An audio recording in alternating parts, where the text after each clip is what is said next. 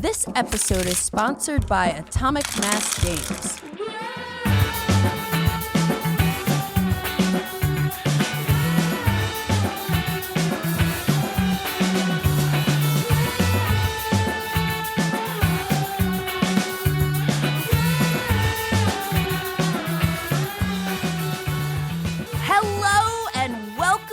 Episode 55 of the Board Game Geek podcast, where we geek out about board games, the mechanisms behind them, and the people who create them. I'm your host, Candace Harris, and I'm super pumped to be here today with Emily from Man vs. Meeple YouTube channel that does a bunch of fantastic board game coverage. And I forget which episode, I had Ryan on at some point, but Emily, we met for the first time at Gen Con. It was so nice to finally meet you because I've seen Such a great time. I've seen you on the channel talking about games and stuff, and I'm like, yes. I want to meet Emily. Yes. It was great to meet you at Gen Con. Gen Con's always like such a blur though, because there's so much that happens in so little time. And it being here in Indy where we call home, it's like it just feels like it just flies by every time. Yeah, for real. But that must be convenient for you to live in town where Gen Con is, because I'm always like having to like either ship games back or plan like to bring an extra suitcase or something. What was so fun was actually this past weekend, I went to see Taylor Swift, and she was playing at Lucas Oil, and it was like, oh my God, I stood in here and was playing board games, and now I stood in here and watched Taylor Swift. That's very awesome. Different experiences. That's awesome. And for both of them, people dressed up, which was really cool. That's awesome. What else is new on your end besides seeing Taylor Swift recently? This is my wedding season, actually. So we just went to a wedding for two of my friends who I'd met at a job I worked at before in India, which was crazy. Oh, wow. Yes. They had like multiple ceremonies, multiple different outfits we wore for each different thing.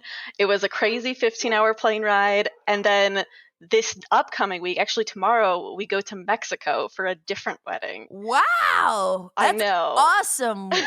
It's crazy. World traveling for weddings. Yeah, I've seen just friends, I think, that have attended like different weddings in India. And it looks so awesome and like such a cool experience. And the outfits are amazing. So if you can think of like the most over the top thing, times 20. Like that is an Indian wedding. Very cool. Very cool. Well, today we're going to be talking about some of our favorite deduction games, and not social deduction, but like actually pure deduction games. Yes. I love logic puzzles and stuff like this. So when you talk about like my favorite types of games, it's always deduction. David knows that if we at Man vs. Meeple get a deduction game, he's like, all right, Emily, you got to come over. We got a new one. I love it because, Emily picked this topic and I had to think hard about like which deduction games I love, because I don't feel like I'm particularly good at them. But then as I made my list was like, oh, now I have honorable mentions, and I had a tough time narrowing the 5 here. There you go. But before we start talking about our favorite deduction games, I'd love to hear what you've been playing lately, Emily. So let's jump into fresh plays.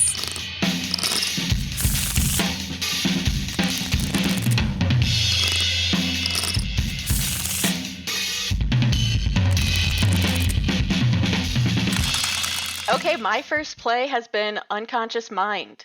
Ooh. Yes, and this was one of the very few games that I actually backed last year. I really have been trying to limit the number of games I'm backing, but this one was my own copy. It came in, and I got it played, I think, like within 3 days of it coming in, because I was just like... That's impressive. I know, right? I was like, okay, I need to get to this table right away, and I've played it, I think, 3 more times since then, which is kind of crazy, because it is a pretty heavy Euro game. So the setting is that we are in like 1900s, and we are disciples of Sigmund Freud, right? So we're all psychoanalysts, and we're like having patients who we have to psychoanalyze their dreams. We're going around town and publishing research, and we're like having different meetings and discussions. I love the themes. That was one of the things that sold me on it. Like the art is gorgeous. I got the holographic cards, and I'm so glad I did. They're Oh, cool. so pretty.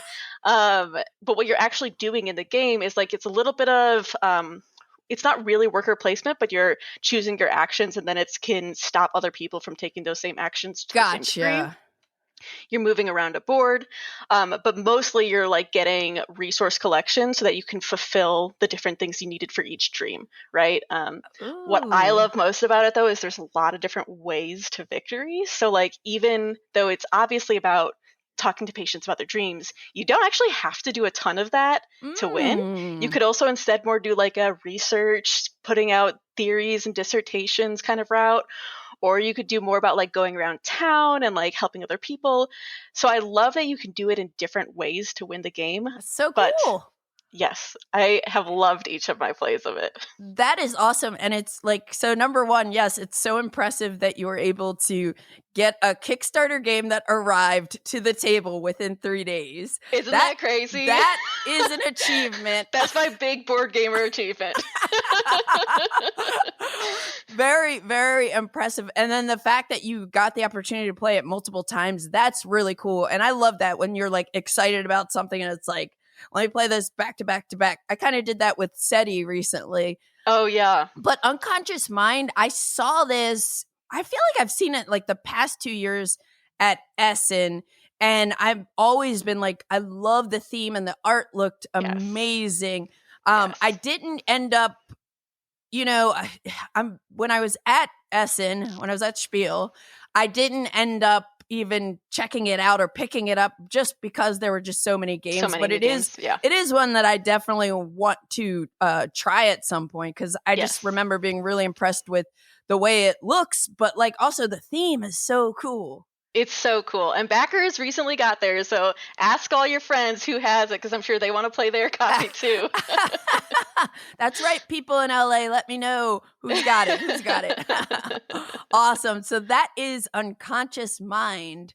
Well, recently I played a new game that I picked up at Essen and I had never seen before. I just happened to be at the Matago Games booth, and I was like looking around to get like a copy of Panda Spin, I think. And I was walking around with a guy who works for Matago, and he was just telling me about some games, and I was like, that sounds cool. So he gave me a copy of this game called Snowcrest.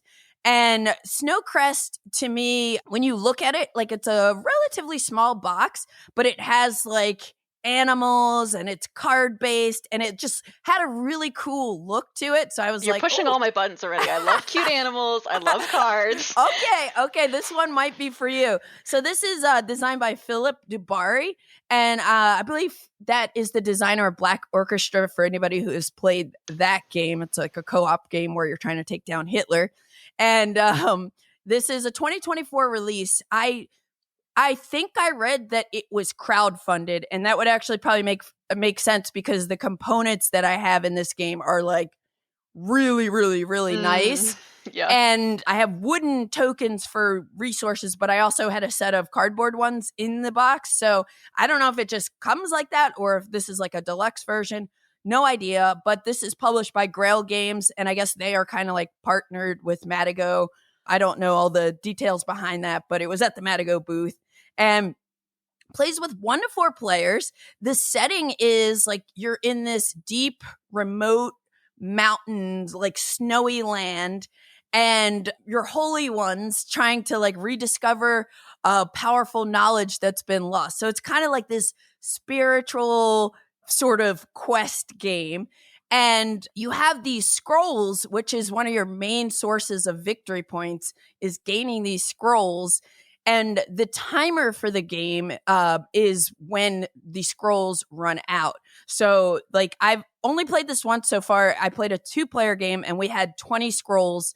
And so once those 20 scrolls are gone, that's the end. We score up and see who wins.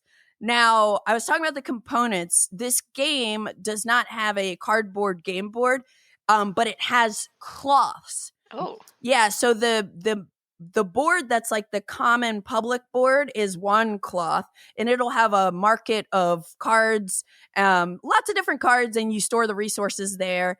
And then each player has their own cloth mat. And the cloth mat has a 3x3 grid where you're going to be placing cards. And then at the bottom, you also have a small track where you can place up to 8 building tiles. So this is another game that I would say, even after the first play, like that there are multiple paths to victory.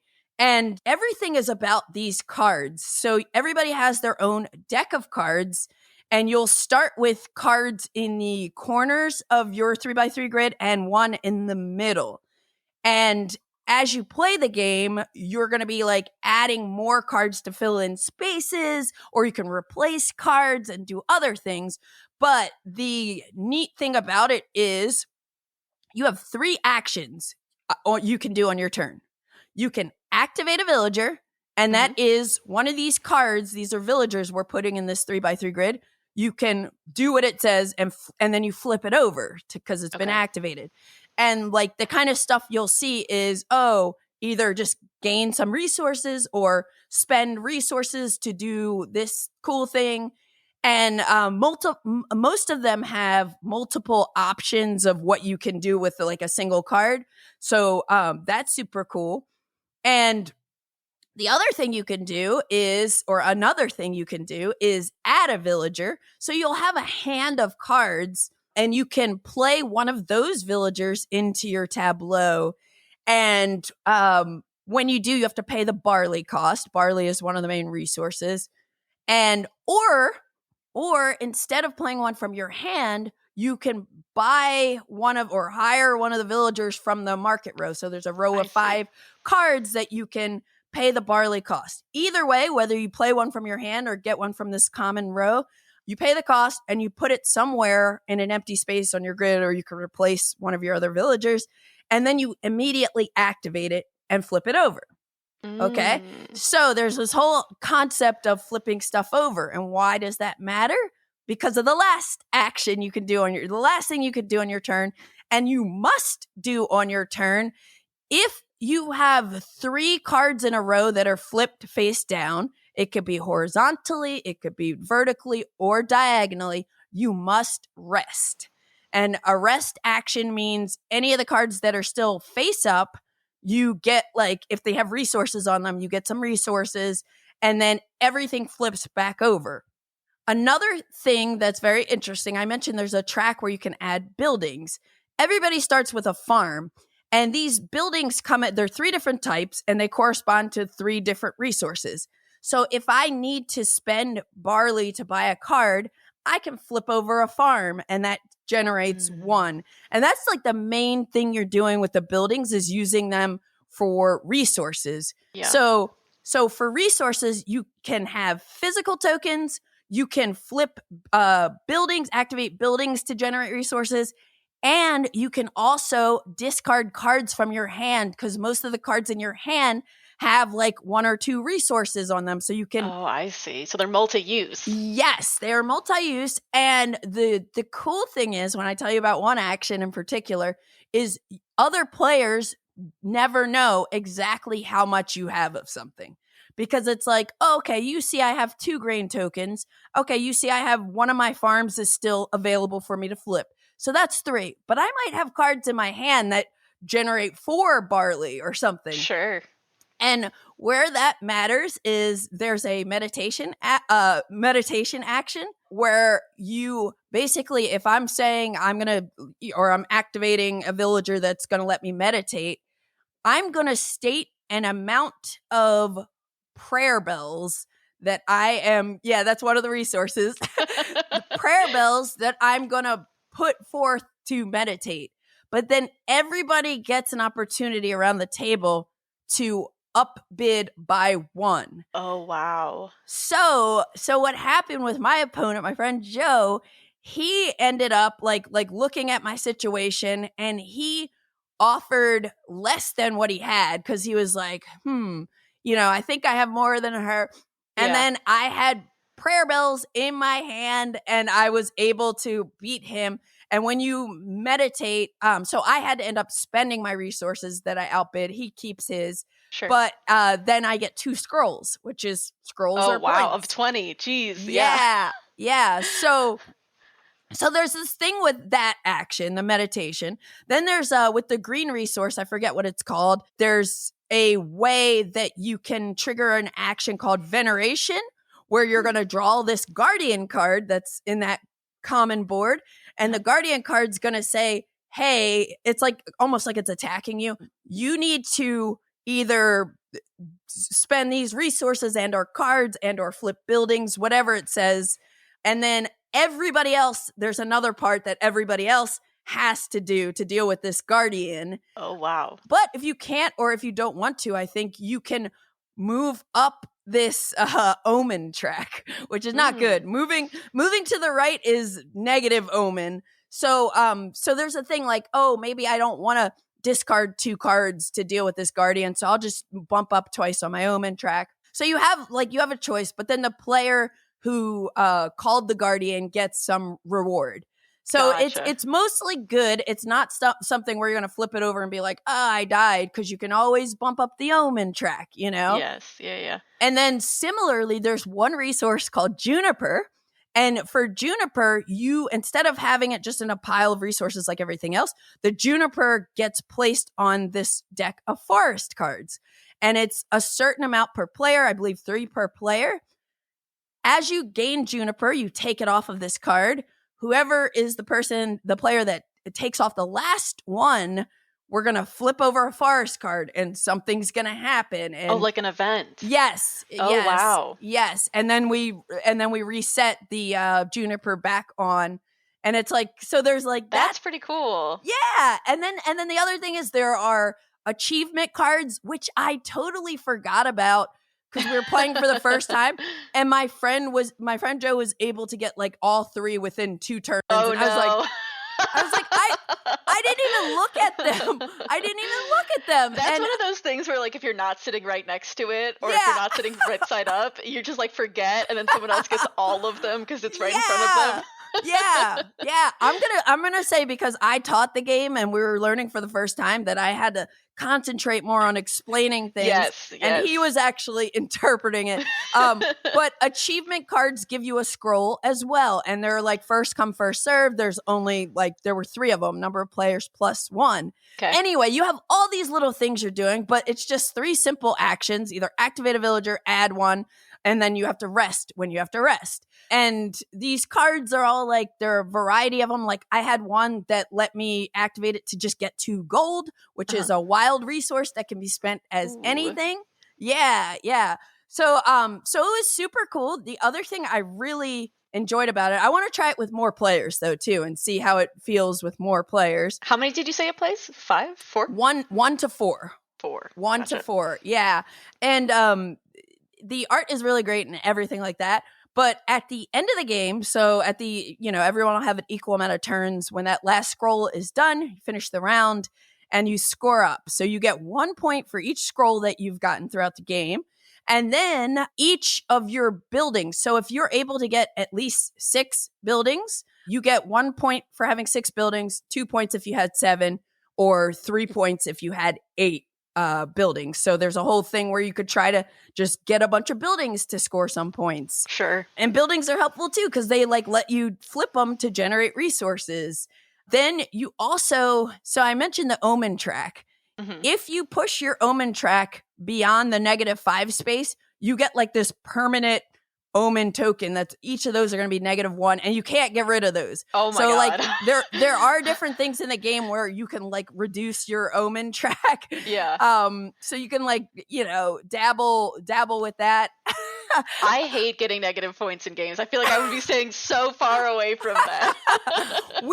We actually, neither of us had to take any of those, but partially because one of the achievement cards was to have positive. So your omen track starts on 0, but it goes to the right to -5 and to the left to +5. And so if somebody got to +5, Joe, he got the achievement because I was not paying attention to them.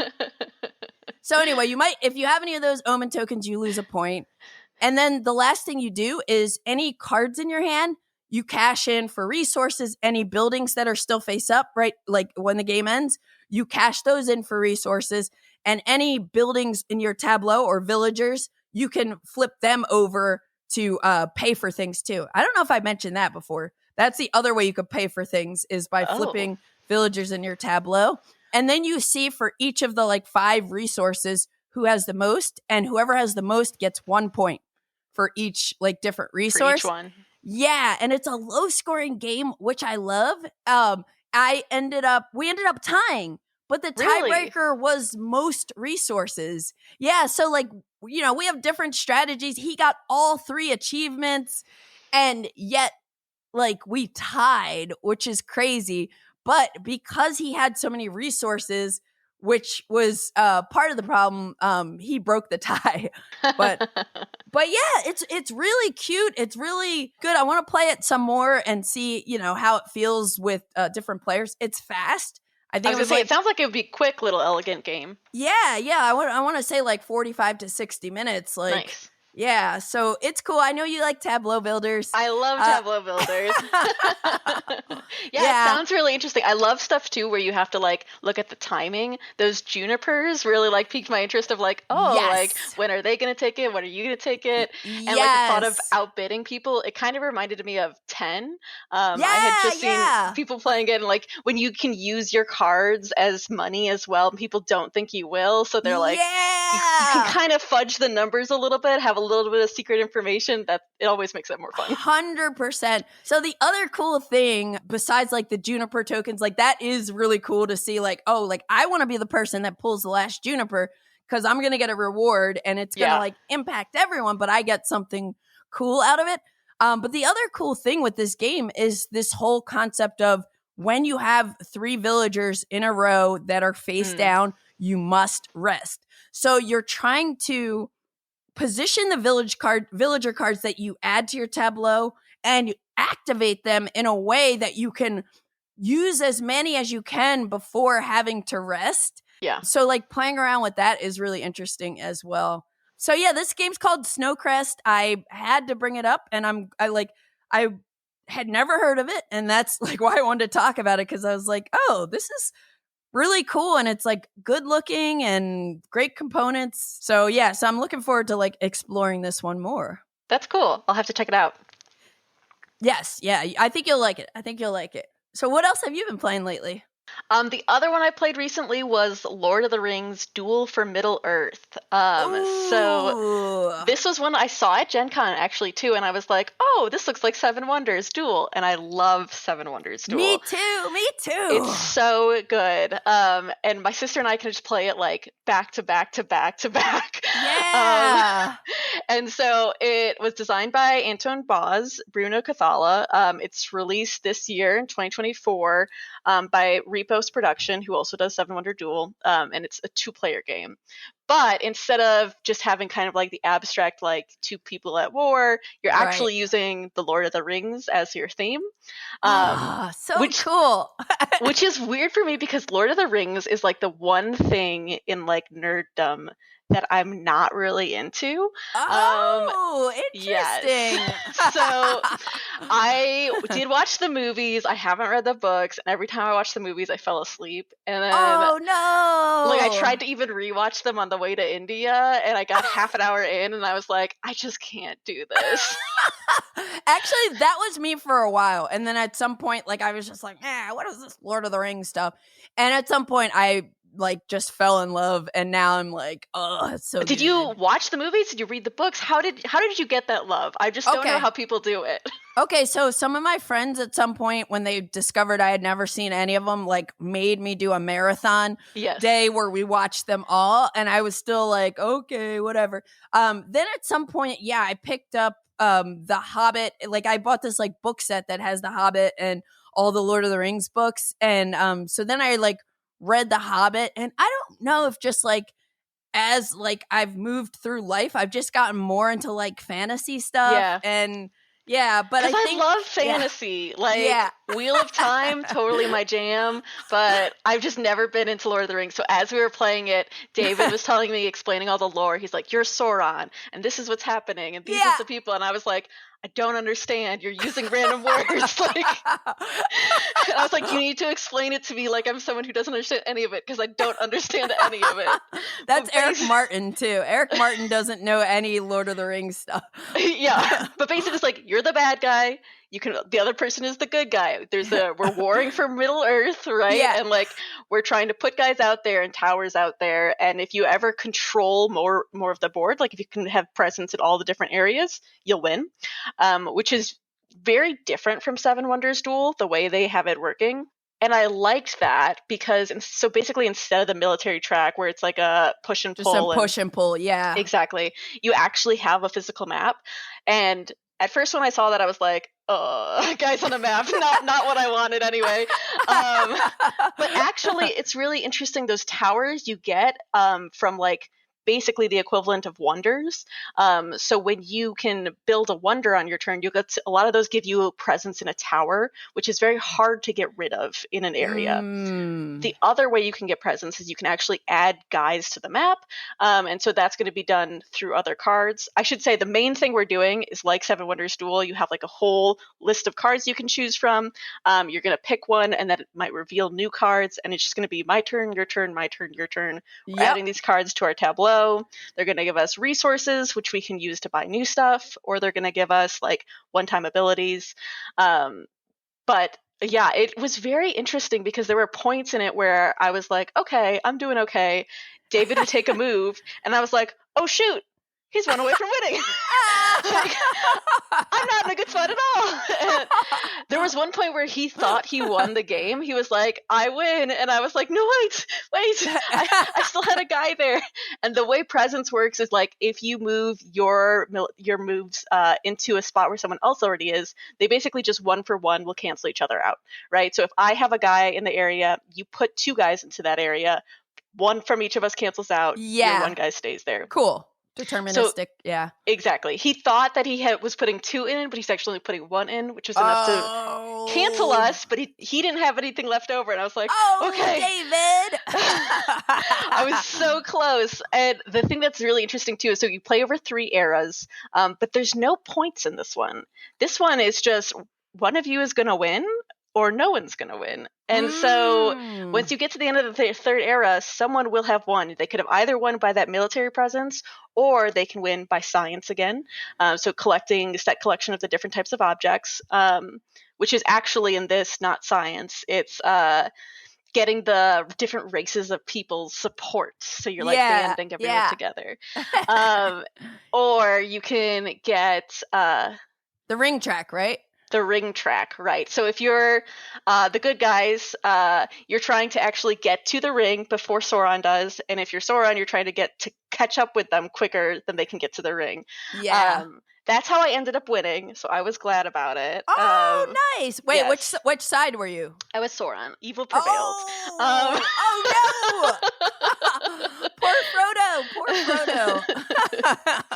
Frodo. But it was fun. I thought I would not like that, like, instant victory being the only kind of victory that there was, because I really enjoy in Seven Wonders Duel when you can be like getting points throughout and thinking of like, even if I can't win military, even if I can't win science, at least I know I'm getting a set of points. But I think it was a lot more back and forth because of this, which is very enjoyable in a 2-player game. So I really liked it. I wouldn't give up Seven Wonders Duel for it, but I think it was a pretty enjoyable experience.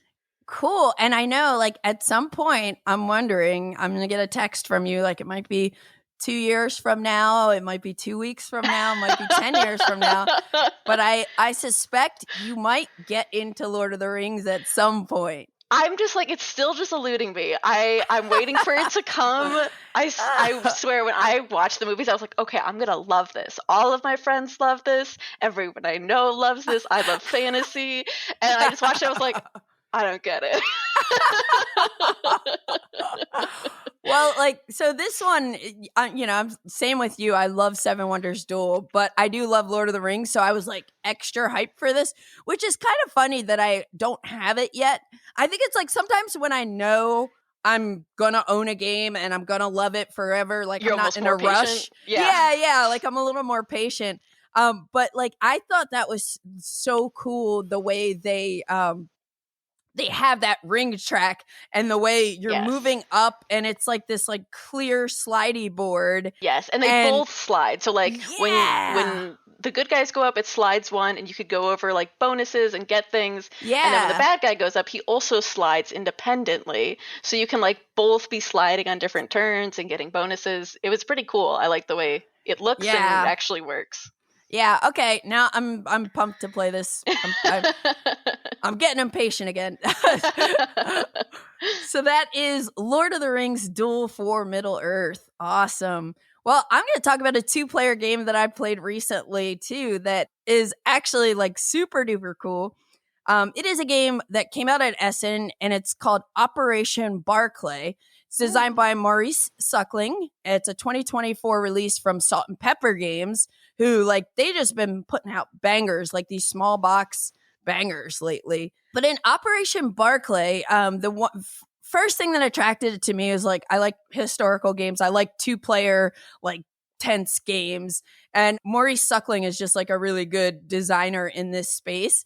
And so the other thing that I liked is it's about intelligence. So it's World War II, and it's an intelligence war between the Allies and the Abwehr in the Mediterranean theater, and it takes place in like 1942 to 1943.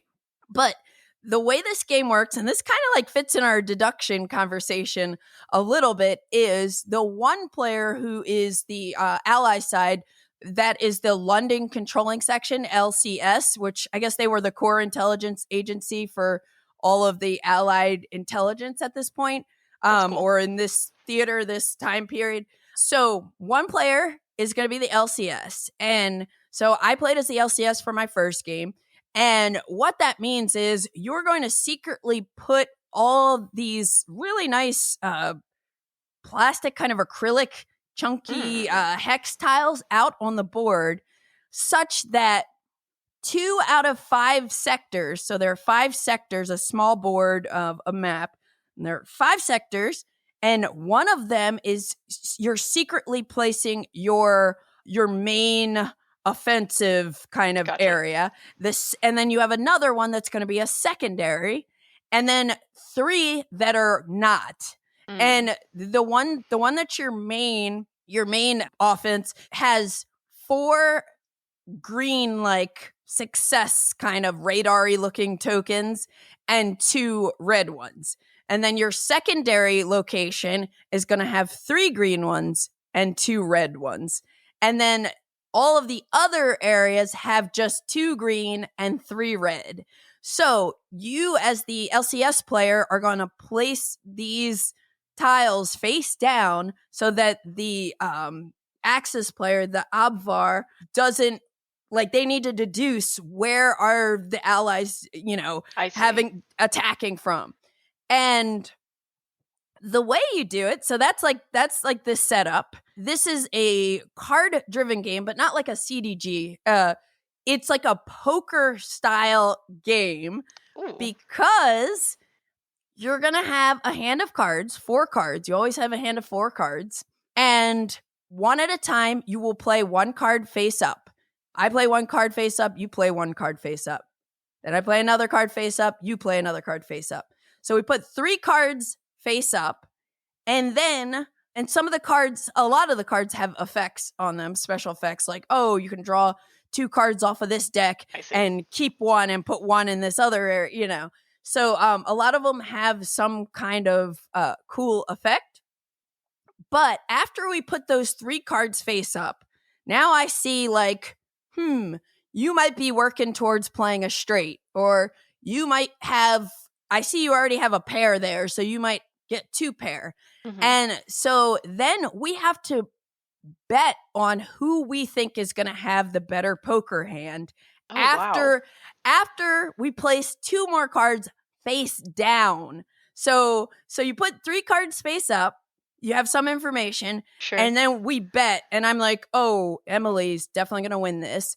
And I'll tell you why the betting right matters in a minute, but we're both going to bet on like who we think is going to win. And then we go through and we play 2 more cards, 1 at a time, face down. So we don't know. And then after we've played all 5 cards, we flip the two that were face down over. And sometimes there are some effects that might trigger at this point. But then we're basically going to see like who has the better poker hand. The game comes with player aids. So if people aren't familiar with poker, like it's there, it's very clear. And then we see who has the better hand. Okay, so now I'm going to tell you on the part of the board has these evidence tokens. And the person, the LCS player at the beginning of each round is going to place there are 6 of these tokens, 1 per sector and 1 that means any sector. Okay. So you're going to take them out of a bag and put them in these evidence sections. Mm-hmm. So the first evidence section will have 2 of those randomly. Second one will have 3. Last one has 1. So whoever has the better poker hand wins that first set of evidence tokens. Oh. And if you're on the Obvar side, you want to win these evidence tokens because it's going to let you flip over the intelligence tokens and start figuring out where the LCS are attacking from. And then if you're the LCS player, you want to win so that they can't do that. So you're mostly just like preventing them from, getting intelligence information from you. Yeah. So anyway, somebody's going to get those 2. Then we're going to flip over the betting tiles to see how we bet. Let's say the Abvar player bet correctly and I was LCS and I bet wrong. They get all 3 of the tokens, those evidence tokens. So they're going to be able to make 3 flips. If we both bet correctly, the Abvar player gets 1 of those 3 tiles. I see. So even if you're not going to win, as long as you can bet correctly, you can kind of deflect a little bit. Slow down. Exactly. And then the last thing is some of the cards will have these different recon icons. Like there's a boat, a ship one, and a plane. And so on all the cards that we played, we evaluate who has the most either planes or ships. Okay. And that player will get the last intelligence token. And that player, if we tie, so if we both had 2 as our highest number, the Obvar player is going to get that token. They're going to get that intelligence. And then they get to take any of the intelligence or evidence tokens that they got and now flip them over. So these all correspond to the different sectors. So they can say, okay, I'm going to flip this one for that, flip this one in the green sector, flip this one, So they're getting some data that way. The other thing is some of the card effects let you move those evidence tokens. So maybe if I'm feeling like I'm not going to win this hand and there are 2 good tokens in, the top area, I might shift one of those somewhere else, or I might do something to bluff and make it's a lot something else. Yeah. Exactly. It's a lot of mind games. And basically you play over 6 rounds. And if the Obvar player can figure out where the primary and secondary offensive is, they win. But if they get to round 6 and it's not clear, then they lose. So the one player's just trying to like stall and the other player's trying to like flip as many tiles. Yeah. But the other thing I'll mention about this game that's super cool is you have this like main deck of like 60 cards. And then each side has their own deck of like 13 or 15 cards. And when every time you play a card, you're going to draw a card. So you can draw one from the common deck or from your own personal deck. Ooh. And then there's also, not at the beginning of the game, it's not there, but as you play, certain things are going to allow you to place cards in this, what they call the double cross deck. And that's like, you play a spy card, and that means you get to draw 2 cards, keep one, put one face down. So I know what that card is. So the double cross deck is neat. You also have effects that let you like look at the top 3 cards of a deck and rearrange them. That's cool. All sorts of stuff like this. But we played this twice, so we could switch sides, and it's really good. It's like it's really, really cool. And I love that they're using like these cards with poker hands, and like some of the cards are like wild suited, and like the effects and things you can do, like this game is super cool. So I'm glad I picked it up, and the components and everything are really nice. It's called Operation Barclay. Have you ever heard of this one? I have not. It's reminding me though of The Gang, because we just played that one recently too, with the poker hands. I got that, or my mom got it for her husband because he loves poker, and I'm like, ooh, this might be one we have to pick up for him too, because he loves espionage, he loves historical. This seems like right up his alley. 100%. And yeah, I thought about that. I was like, yeah, The Gang came out and we have like cooperative Texas Hold'em. And now we have this kind of war game intelligence, like kind of 2-player game that again is like leveraging poker in a like a really cool way. Yeah. So yeah, so I think that you have a gift already for you're ready for the holidays. Ready for holidays. So that is Operation Barclay.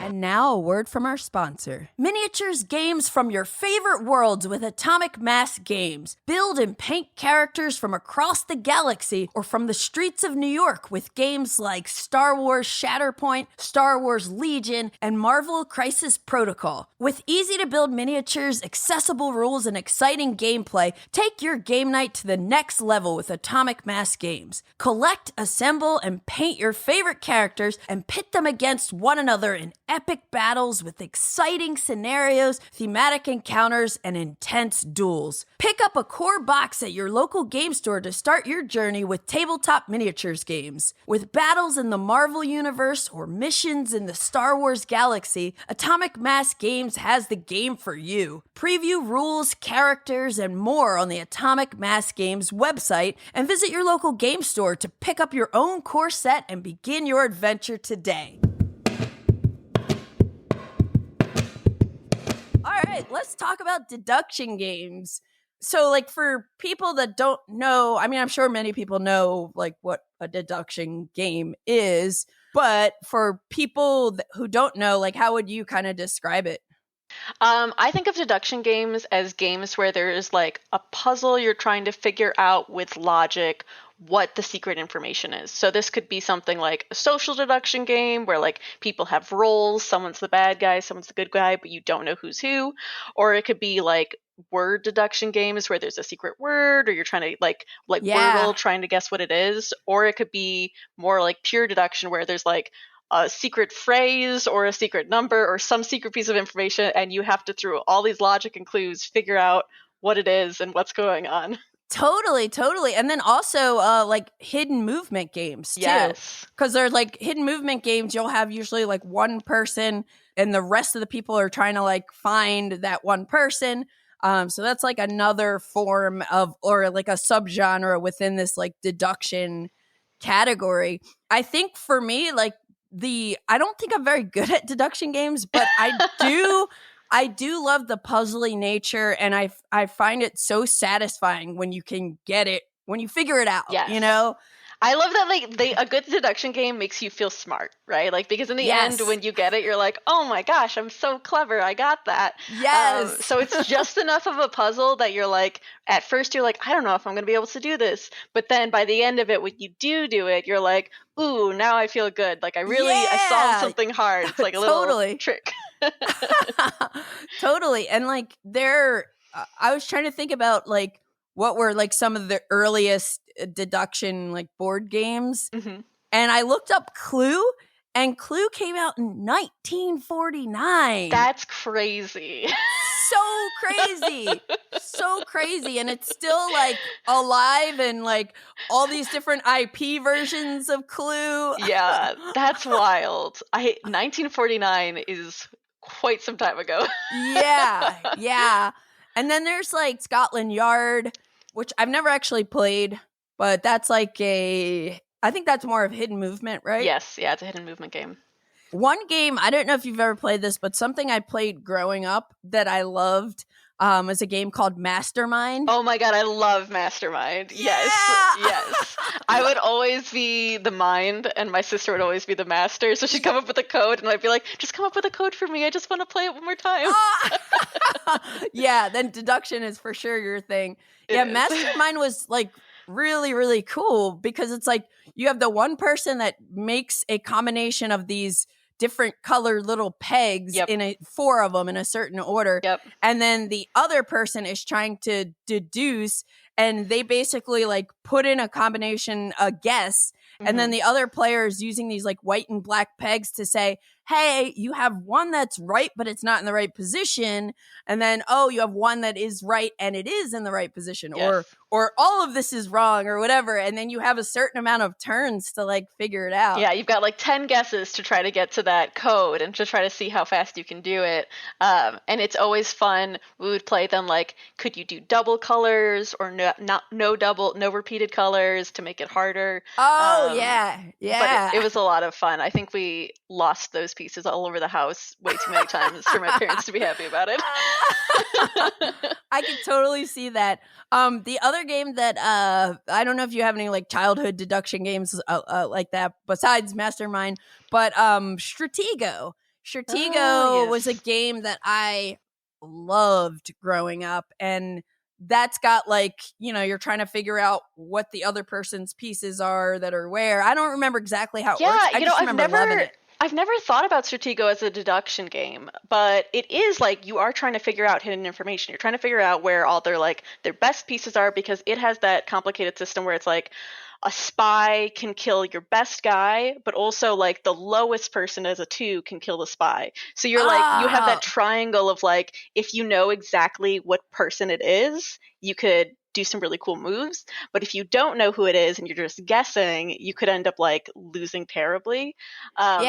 We used to play Stratego a lot too. But you remember way more about it than I do. We played it a lot, I will say. So yeah, I feel like it was just like 3 years ago that this popped back on my radar of like, oh, I loved that game growing up. And I was like, oh yeah, Stratego. Yeah, I think it's interesting. Again, I never thought about it as like a deduction game, because it's so like the theme is like 2 nations warring and like guys on a map, which is not usually what I'm into, but I did love it a lot.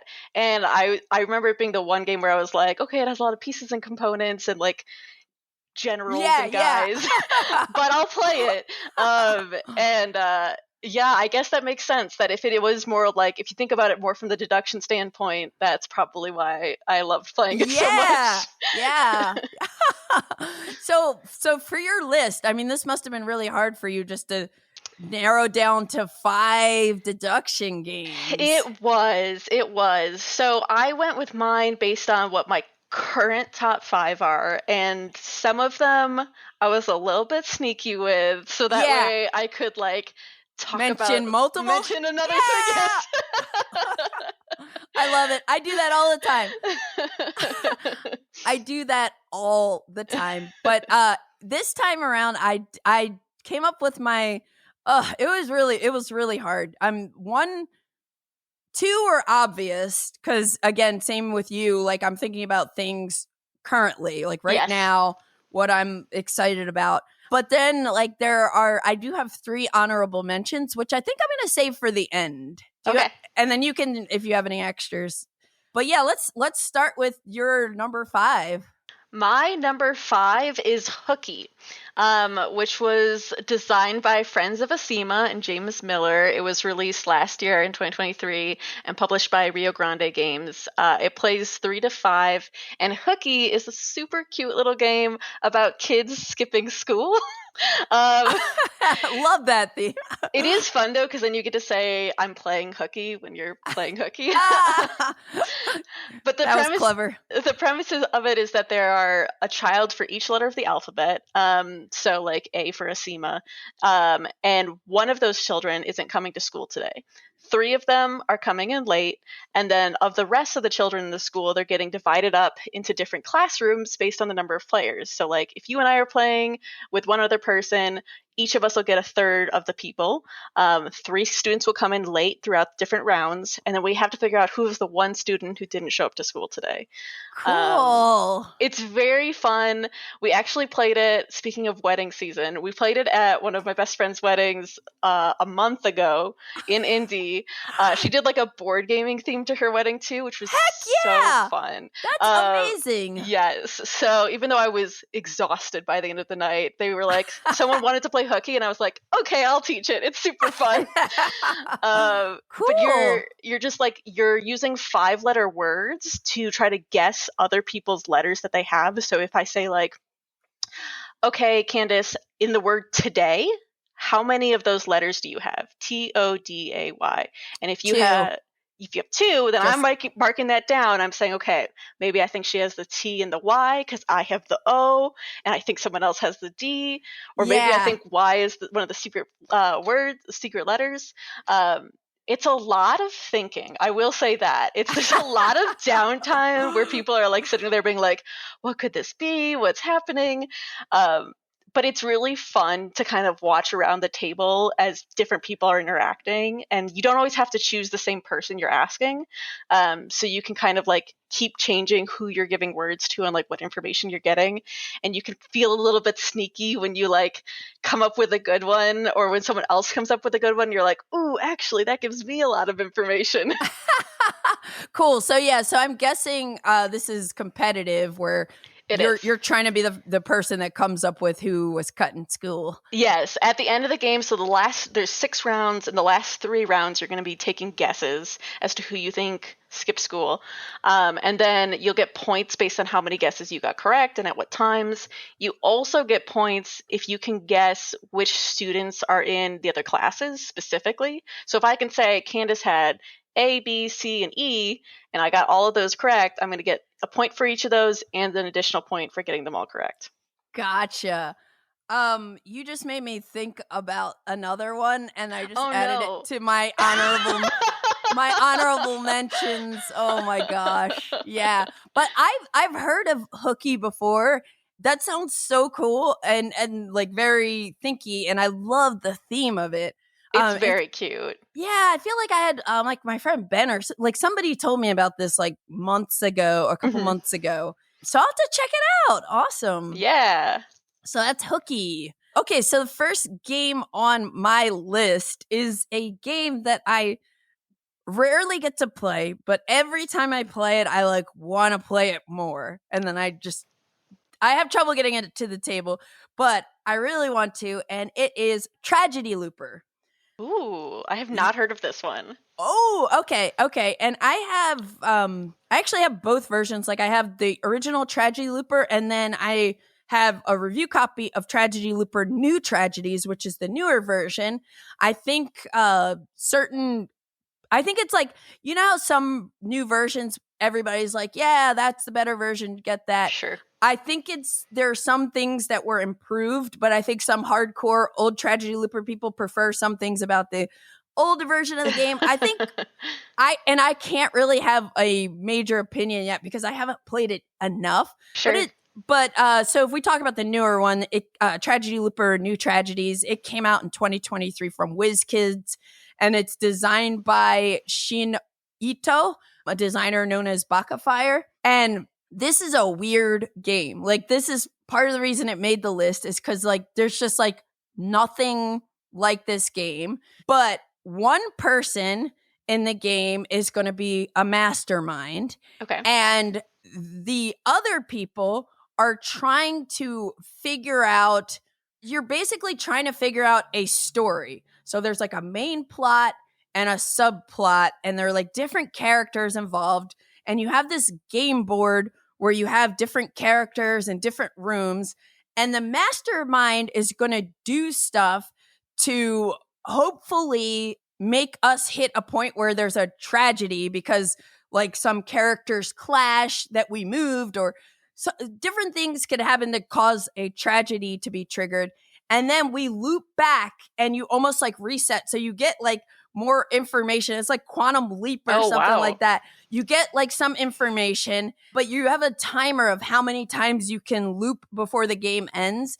And there are different scripts that you play through. So the mastermind is doing stuff like you're going to be playing cards and activating different abilities. And as you trigger different incidents, you are revealing data that's helping you say like, okay, what is the script? Like, what is what is the plot? Who are the characters? You're trying to figure it out, and you're trying to guess correctly. Otherwise, you have to again go through this loop. It's so unique, and it's very I think you would love it, actually. So is it one versus many? So it's all of us against the mastermind, or is it competitive? We're each trying to win specifically. It's all of us against the mastermind. Okay. So, but we all have different cards and different things we can do. I'm trying to remember because actually I haven't played it in months now. But yeah, everybody is kind of controlling different characters. And it's within the game, the characters are playing Blood on the Clock Tower or something. That's so cool. It's wild, and I'm probably butchering explaining it because it is that weird. But I'm telling you, if you like deduction, it's really cool. And every single time I play it, I'm that's just so different feeling than any game. And it is definitely a lot of deduction and. So it's not hidden movement, but you do have a mastermind that is trying to help to not reveal what's really going on. And we have to figure it out by taking notes on what different things were triggered. Oh, if I move this person here, did that make something happen? And there's a list of different interactions between characters. And it's super cool. It's super cool. Highly recommend it. Highly recommend it to myself to play more. I'll have to check it out. It sounds like hidden movement, but instead of movement, it's just more information. Everything's hidden. Yes. You have different characters in these different rooms on the board. It's super cool. So definitely check it out. And I want to hear what you think when you get to play it. Yeah, for sure. Awesome. That's Tragedy Looper, New Tragedies. My number 4 game is Fiction. So Fiction came out in 2023. It's designed by Peter C. Hayward and published by Allplay. It does a larger player count, so it can do between 2 and 8. But I mean, honestly, it's really an infinite because it is one versus many. So it's Gotcha. As many people as you want to play around the table and to be guessing. And this is basically Wordle, but with more deception and more lies.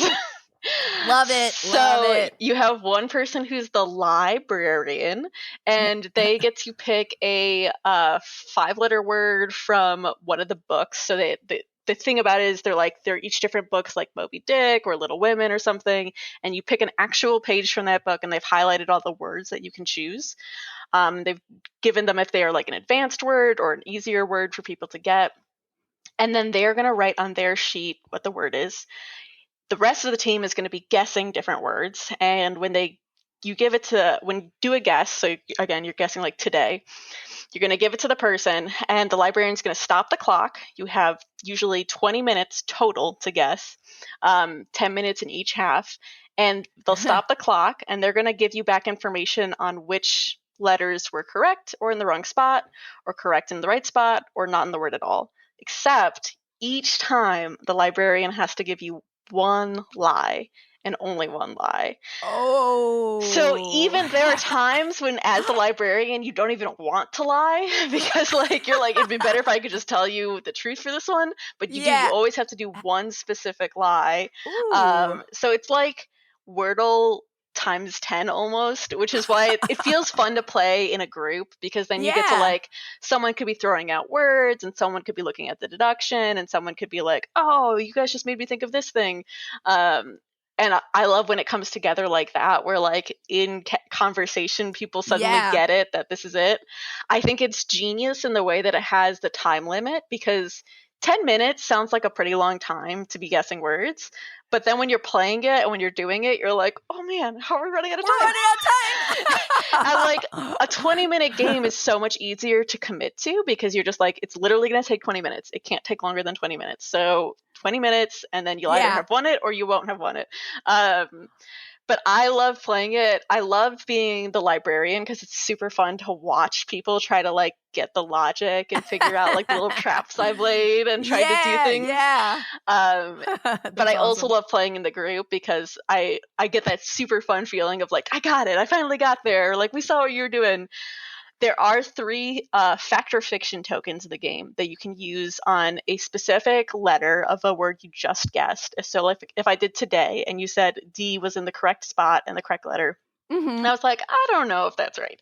I could call fact or fiction, put my token down on that one, and you would have to tell me if that specific piece of information is D in the correct spot, fact or fiction.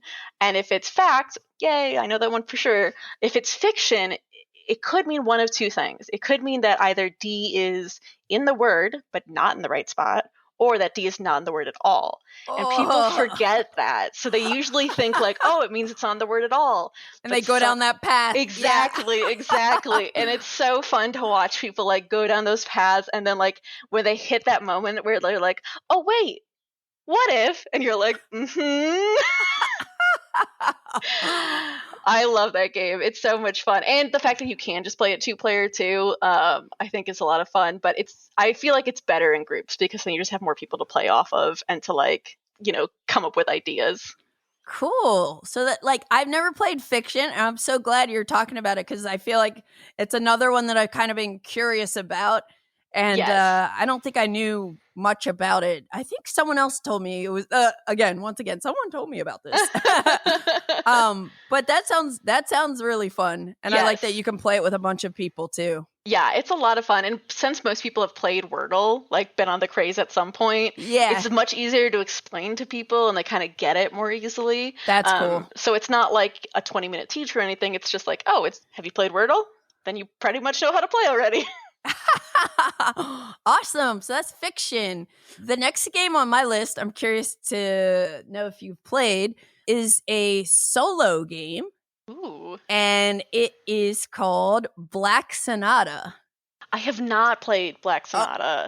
Okay. Well, this is another one for your list to pick up. Black Sonata is designed by John Keane. It came out in 2017. Published by Side Room Games. And again, it's a solo game. It's hidden movement and deduction.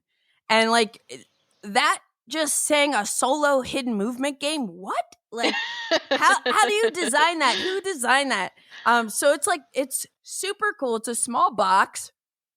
And the goal of the game is you're trying to figure out the identity of the Dark Lady from Shakespeare's sonnets. So cool theme. You have this like little game board that has different locations where you're going to be like moving your pawn around and you're going to be trying to figure out where the Dark Lady is moving. And eventually you want to try to figure out who she is. So I think there are like 12 different potential Dark Ladies that you could be playing with, and you like shuffle them and you put one. And so you don't know what it is.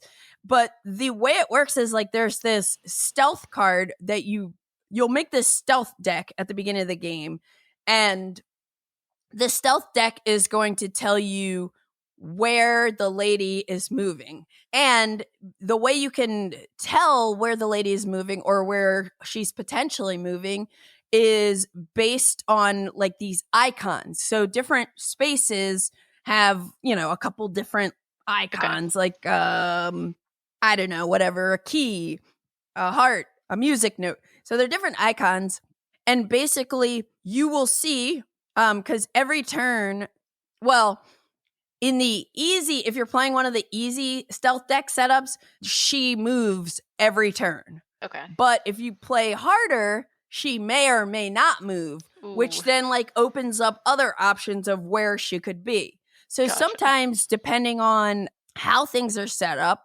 you might know like, oh, well, if she's moving towards a key, it has to be this spot because she has to move and she's on the other spot with the key or whatever. Right. So you use these like tokens to kind of track where she might be. Mm-hmm. And then when you find out where she is, you're going to try to get some information on who she is, if it's the right one. But the problem is then she moves away. So it's like this like hidden movement game, but then you're also trying to figure out, you're trying to deduce which one it is based on other factors. And it's really cool. It's hard. It's very unique. That's why I had to put it on this list. I haven't played it enough, like Tragedy Looper. So I think, yeah, I think these two that I have in my slot 4 and 5 are like, I haven't played as much, but doing this list makes me want to play them more. So, so yeah, I definitely recommend checking out Black Sonata. It's just really cool, and it doesn't like take up that much table space too, because the game board's small, the box is small, so it should travel well. But yeah, that's Black Sonata, a solo hidden movement deduction game. Nice, very cool. So does it have a lot of different scenarios?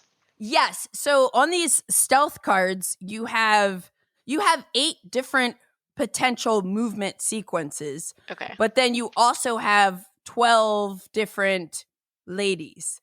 So it's like you have to follow this lady, try to find her, then try to identify which one she is. And there's like a lot of layers to that. Yes. Sounds cool. Yeah, it's pretty cool. Well, my third one on the list is one of my all-time favorites, and so I had to include it, even though it's not recent, but that is Cryptid. Oh, nice. I love Cryptid. So it's by Hal Duncan and Ruth Beavers. It came out in 2018 by Osprey Games, and it plays 3 to 5. It's probably my biggest downfall of Cryptid is the fact that it plays 3 to 5 instead of like 1 or 2, because then I have to find 2 other people to play with me. Yeah. Oh. But I love it. It's like the theme is very loose. You're basically like looking for this cryptid monster around the board. But what you're really doing is you are going to be given one piece of information about a clue you know is true about where the cryptid lives. So like he lives on water or mountain. Maybe that's your clue. Or maybe your clue is he lived within 3 of a bear cave. And with that one piece of information, you have to try to figure out what the other information is that everybody else has at the table, because with all of your information put together, there's only one space on the map where that cryptid could be living, and you're trying to figure out where's that one space. So I love it because you don't actually need to figure out what other people's information is to get to the right space, but it's much more helpful if you can.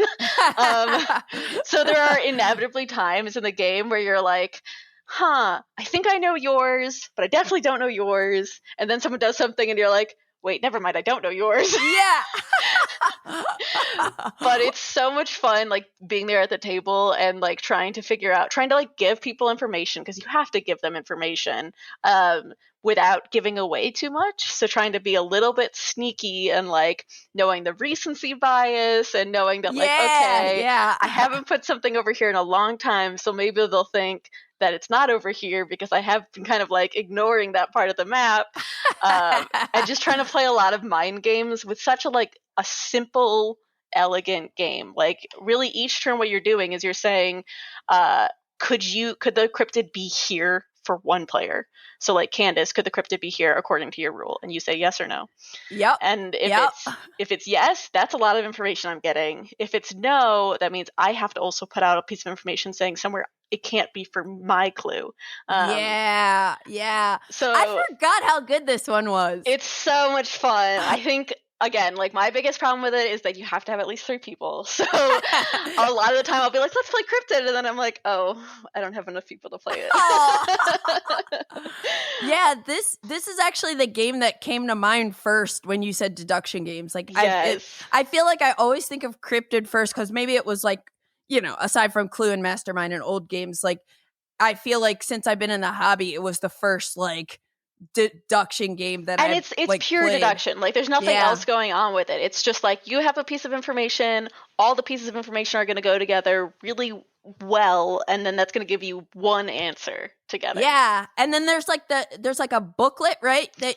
So they have an app you can use where you can use it around the table as one, or you could use the booklets. I love the booklets because I always think I'm going to forget what my clue is, and so I like having it physically in front of me and I can keep looking at it and be like, that was my clue. Yeah. But it's so clever how they put it together where like it tells you how to set up the map for how many players, and then each person gets one of the booklets and they tells you what the clue number is in that booklet. So like it's the same like super long list of clues you could have, but they're in a different order for each book. So like there's no way you would know, okay, number 45 in the purple book is whatever. Like yeah. Yeah. Super cool. One year on New Year's Eve, I went to a game day and we ended up having like two different tables playing Cryptid at the same time. It was probably the year it came out. But yeah, it's a great one, and now you're making me regret selling it at some point. Oh my gosh, I love having Cryptid. The thing that's hard too is to get people to play the advanced version, because that one is much harder. It's like the clues, instead of just having the clues, you get clues that are like a contra negative of it. So like it's not on water and not on mountain, or it's not within 3 spaces of a bear cave. And that gets a lot more complicated when you're answering yes or no, and your mind starts doing these like backflips, and you're kind of like, wait, what am I saying now?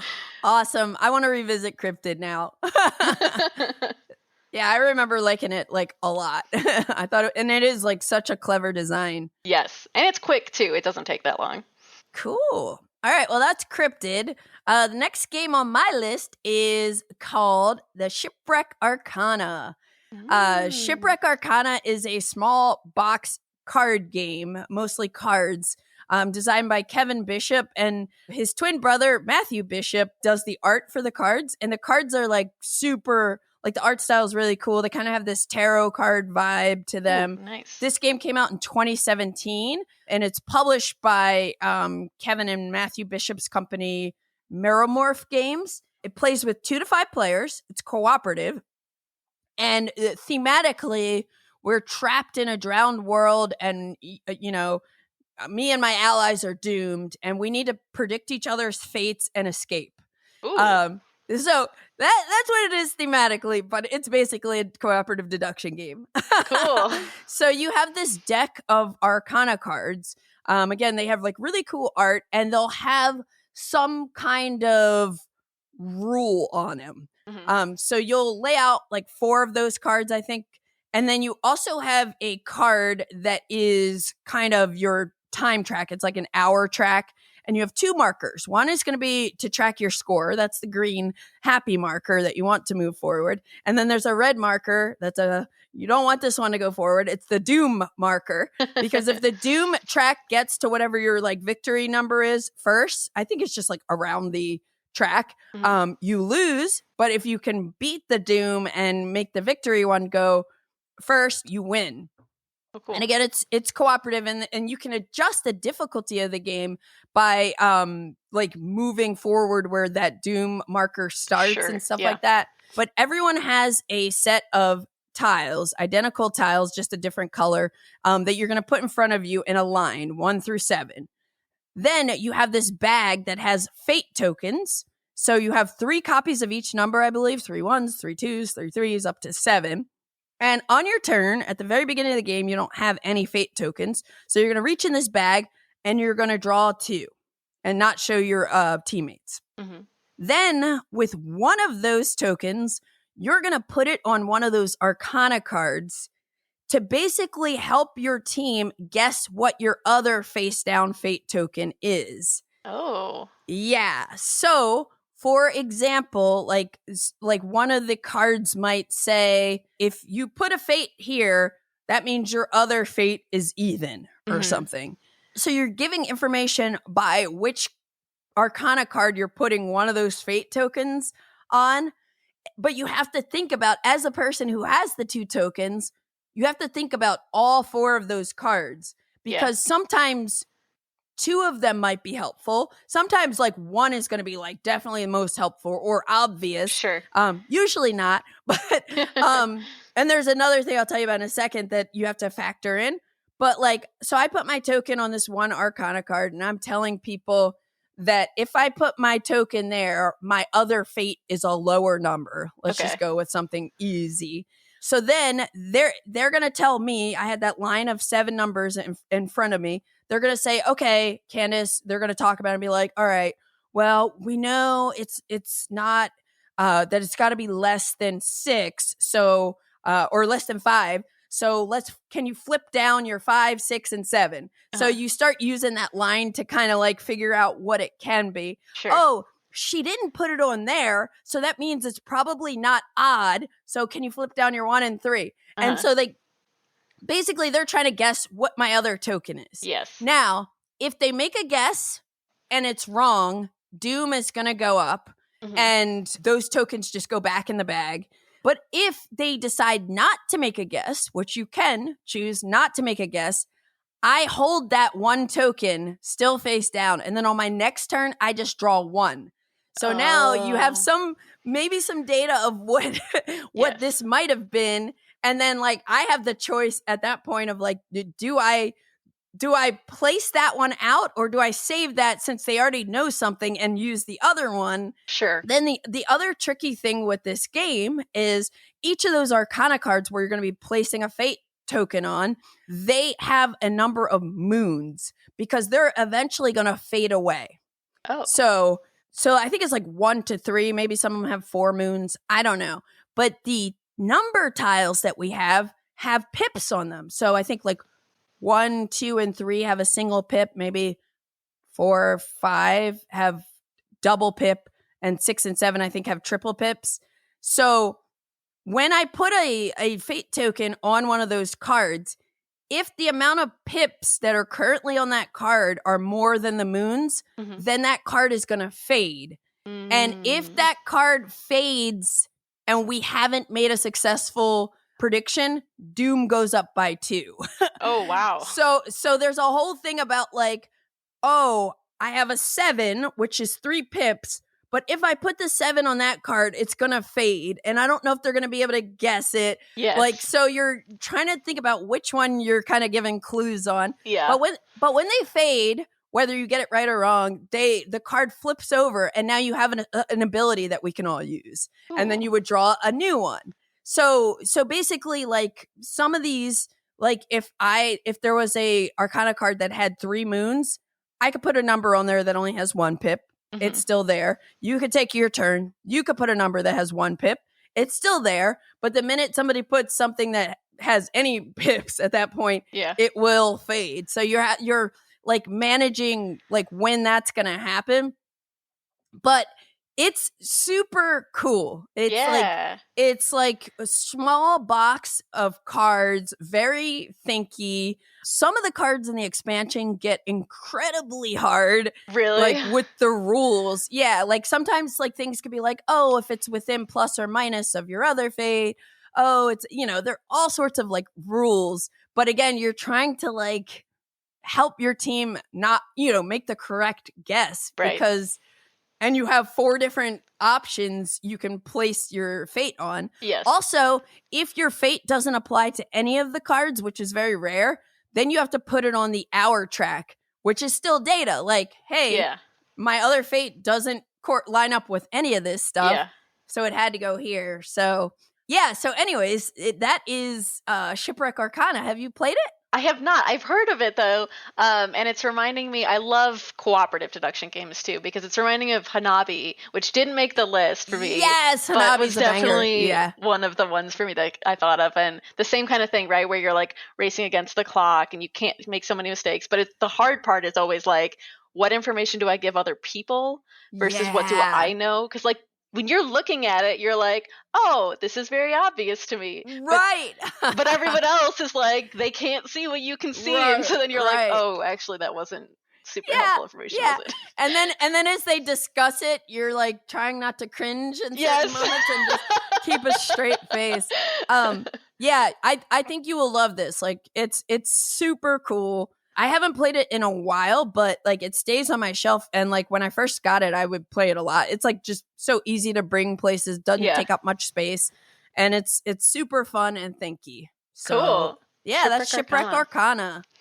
Awesome. My number 2 is definitely one of my sneakier ones because it's kind of 2 in 1. Yeah. And that is Search for the Lost Species or Search for Nice. Planet X. So both of them were designed by Matthew O'Malley and Ben Rossett. Search for the Lost Species is the newer one, which was in 2023, published by Renegade, and it plays 1 to 4. I feel like I can't talk about one without talking about the other because they're so similar. They're both deduction games where you are trying to competitively find the lost thing, right? So if it's the lost planet or if it's the lost species, and you have a map and different sections of it where you're trying to get information and clues on what is in each section, right? So there's like a limited number that could be in each place, and they have rules specifically using deduction for where each thing can be. So it's like, like this can't be next to that, or this has to be in a formation that looks like a diamond like this, or this has to be across from something else. And you're basically going around the different places on the map and trying to get information about what is here and what isn't here. Most of the time saying like, I'm going to look in sectors 1, 2, and 3 to see if there are snakes, and it tells me how many of those sectors have a snake in it. And what I love about it is that in each one of them, there are points in it where you're going to put in guesses for what you think are in some of the sectors. And it's interesting because at some points that will give you points at the end of the game if you have done it first or if you've done it correctly. But at some points you're like, I think I know what's in this sector, but I don't want everybody else to know what's in this sector. Yeah. So I'm actually not going to guess yet. And I'm going to just wait a little bit longer because I'm pretty sure no one knows what it is. And as soon as you guess, then the next time it'll be revealed and everyone will see the information. So if you were right, you'll get those points in the end. But if you're wrong, you'll go backwards and everybody will have the piece of information on if that was right or wrong. So I love that like meta part of the game of like when someone goes somewhere and they're like, okay, they were looking for snakes. And then they just put down a thing saying they know what's in this place. Maybe it's a snake, right?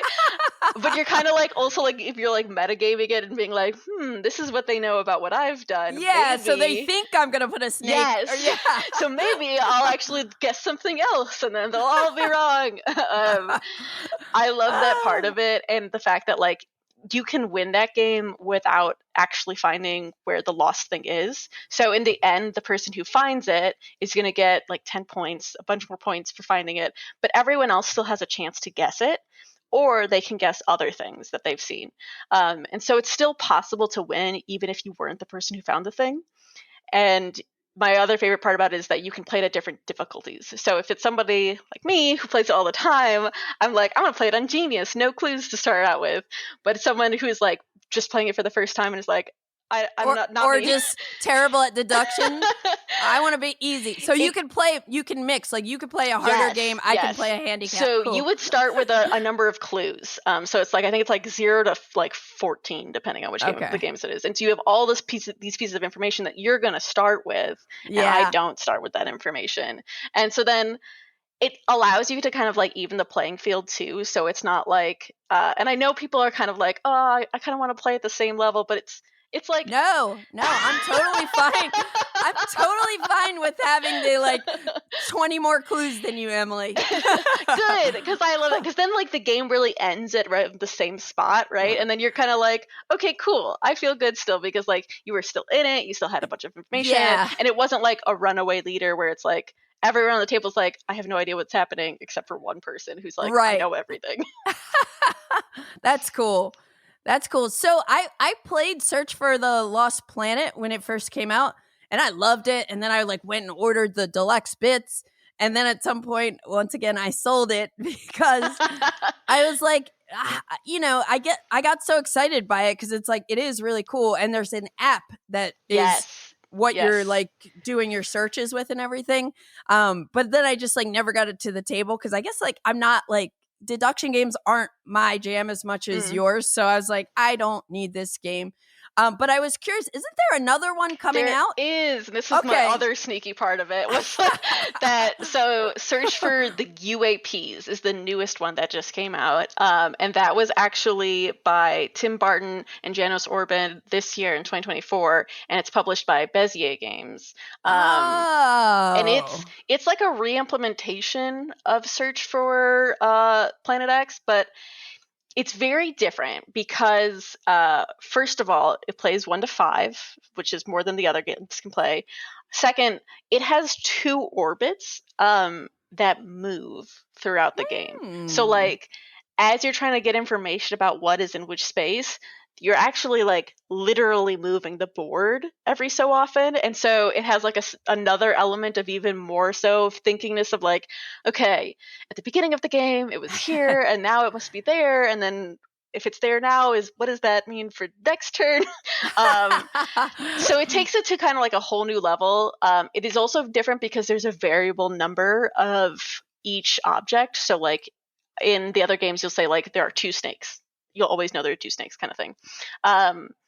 And in this one, it's like there could be between 1 and 4 comets, or 1 and 4 like satellites of some kind. And so even once you've found 2 of them, you don't know, like, there could still be 2 more. Yeah. Or maybe there's not anymore. So we played that one recently. I liked it. I would still say, though, I liked the Search for the Lost Species and Search for Planet X more, because I like the deterministic part of knowing exactly how many there were in each thing. Yeah, gotcha. And the UAPs one, it's like, if you want a brain burner, it's definitely that. Start there. Yeah. Awesome. I figured this would probably be on your list. Yes. Because I was like, it's not on mine, but, like, it is, like, really good. So for people who are into deduction, and I haven't tried the 2 newer ones yet, but okay, that's cool. That's cool.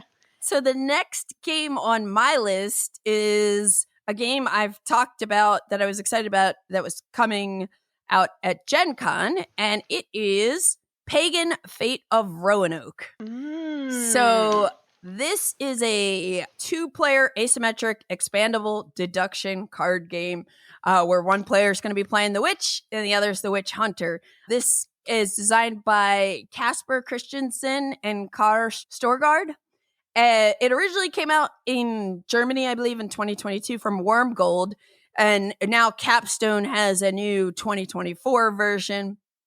I've been so hyped to play this game for, like, since 2022 when I first found out about it, and I've played it a few times now, and it's, like, so good because I love card games. Yes. Number one, like any kind of, like, LCGs, some TCGs. So this, and I like asymmetric games with, like, asymmetric gameplay. So this is so cool. I've played both sides a couple times, like the witch and the witch hunter. And in this game, you have these villagers that you will put out as suspects. And one of those villagers is really the witch. So the witch hunter is trying to find the witch. And then the witch is trying to, like, brew some crazy potion before then by collecting secrets and other stuff. But the decks are asymmetric. I've only played with, like, the initial starting decks. I think they're about to like release an expansion set for this, but you could also, like, there's stuff you can do to kind of, like, build your own deck. So the witch has cards that are, like, brews and familiars, and, like, when you brew something, you, like, put it on your player board, and over time, you know, you're going to make that potion, and when you make the potion, you, like, trigger some effect and move on. You have familiars that'll stay in your tableau, and you can trigger a certain way. You have enchantments, and then you have charms, which are just, like, a one-time effect. The other player, the hunter, is able to put out these location cards, which give them more action space options. Because I should say this game has kind of a worker placement feel, where each player has 2 or 3 pawns. Why can't I remember this? I think it's 3 pawns. 2 and 3 is very different, to be clear. It's 3 pawns, because the reason I'm remembering that is because the witch has 2 regular pawns, and then they have a special one that lets them trigger the familiar. But you have like 3 pawns, and what you're going to do is, if you want to like question one of the suspects, you put a pawn on that card. But you can only do it if there's no one else's, if your opponent's pawn is not on there. I see. And so you put your pawns out on different actions that you're taking. Some of them are just on your personal board, and they stay out until you start your next turn, then you collect them back. So it's kind of like one of those things where if I'm going to investigate this person or try to generate some secrets from this person, you can't go there until I come off of that person, like when I pick up my pieces. I see. But we do have an option to bump somebody off. But it's like you have to use a pawn to then knock me off of that suspect, to then use another pawn. So it's like not ideal, but there is a way to kind of move somebody. And the hunter is trying to like gather like evidence and find clues. And by visiting these villagers, these 9 villagers, you're trying to deduce which one is the true witch. Yeah. And after the hunter does something a bunch of times, they're able to draw the top suspect's card. And then that's giving them information of who it's not. So it can't be this person if it's in this, but it's not easy to go through this suspect's deck. Gotcha. One of the ways the hunter can win is if they do generate enough of whatever the evidence is to then go through the whole deck, because then it's like, you know who the witch is. Yeah, exactly. But as the witch player, you're trying to you're trying to accomplish your goal, but you're also trying to throw off the hunter as to which you are. Yes. And in order for you to win, you have to have a bunch of these. I think it's 3 tokens.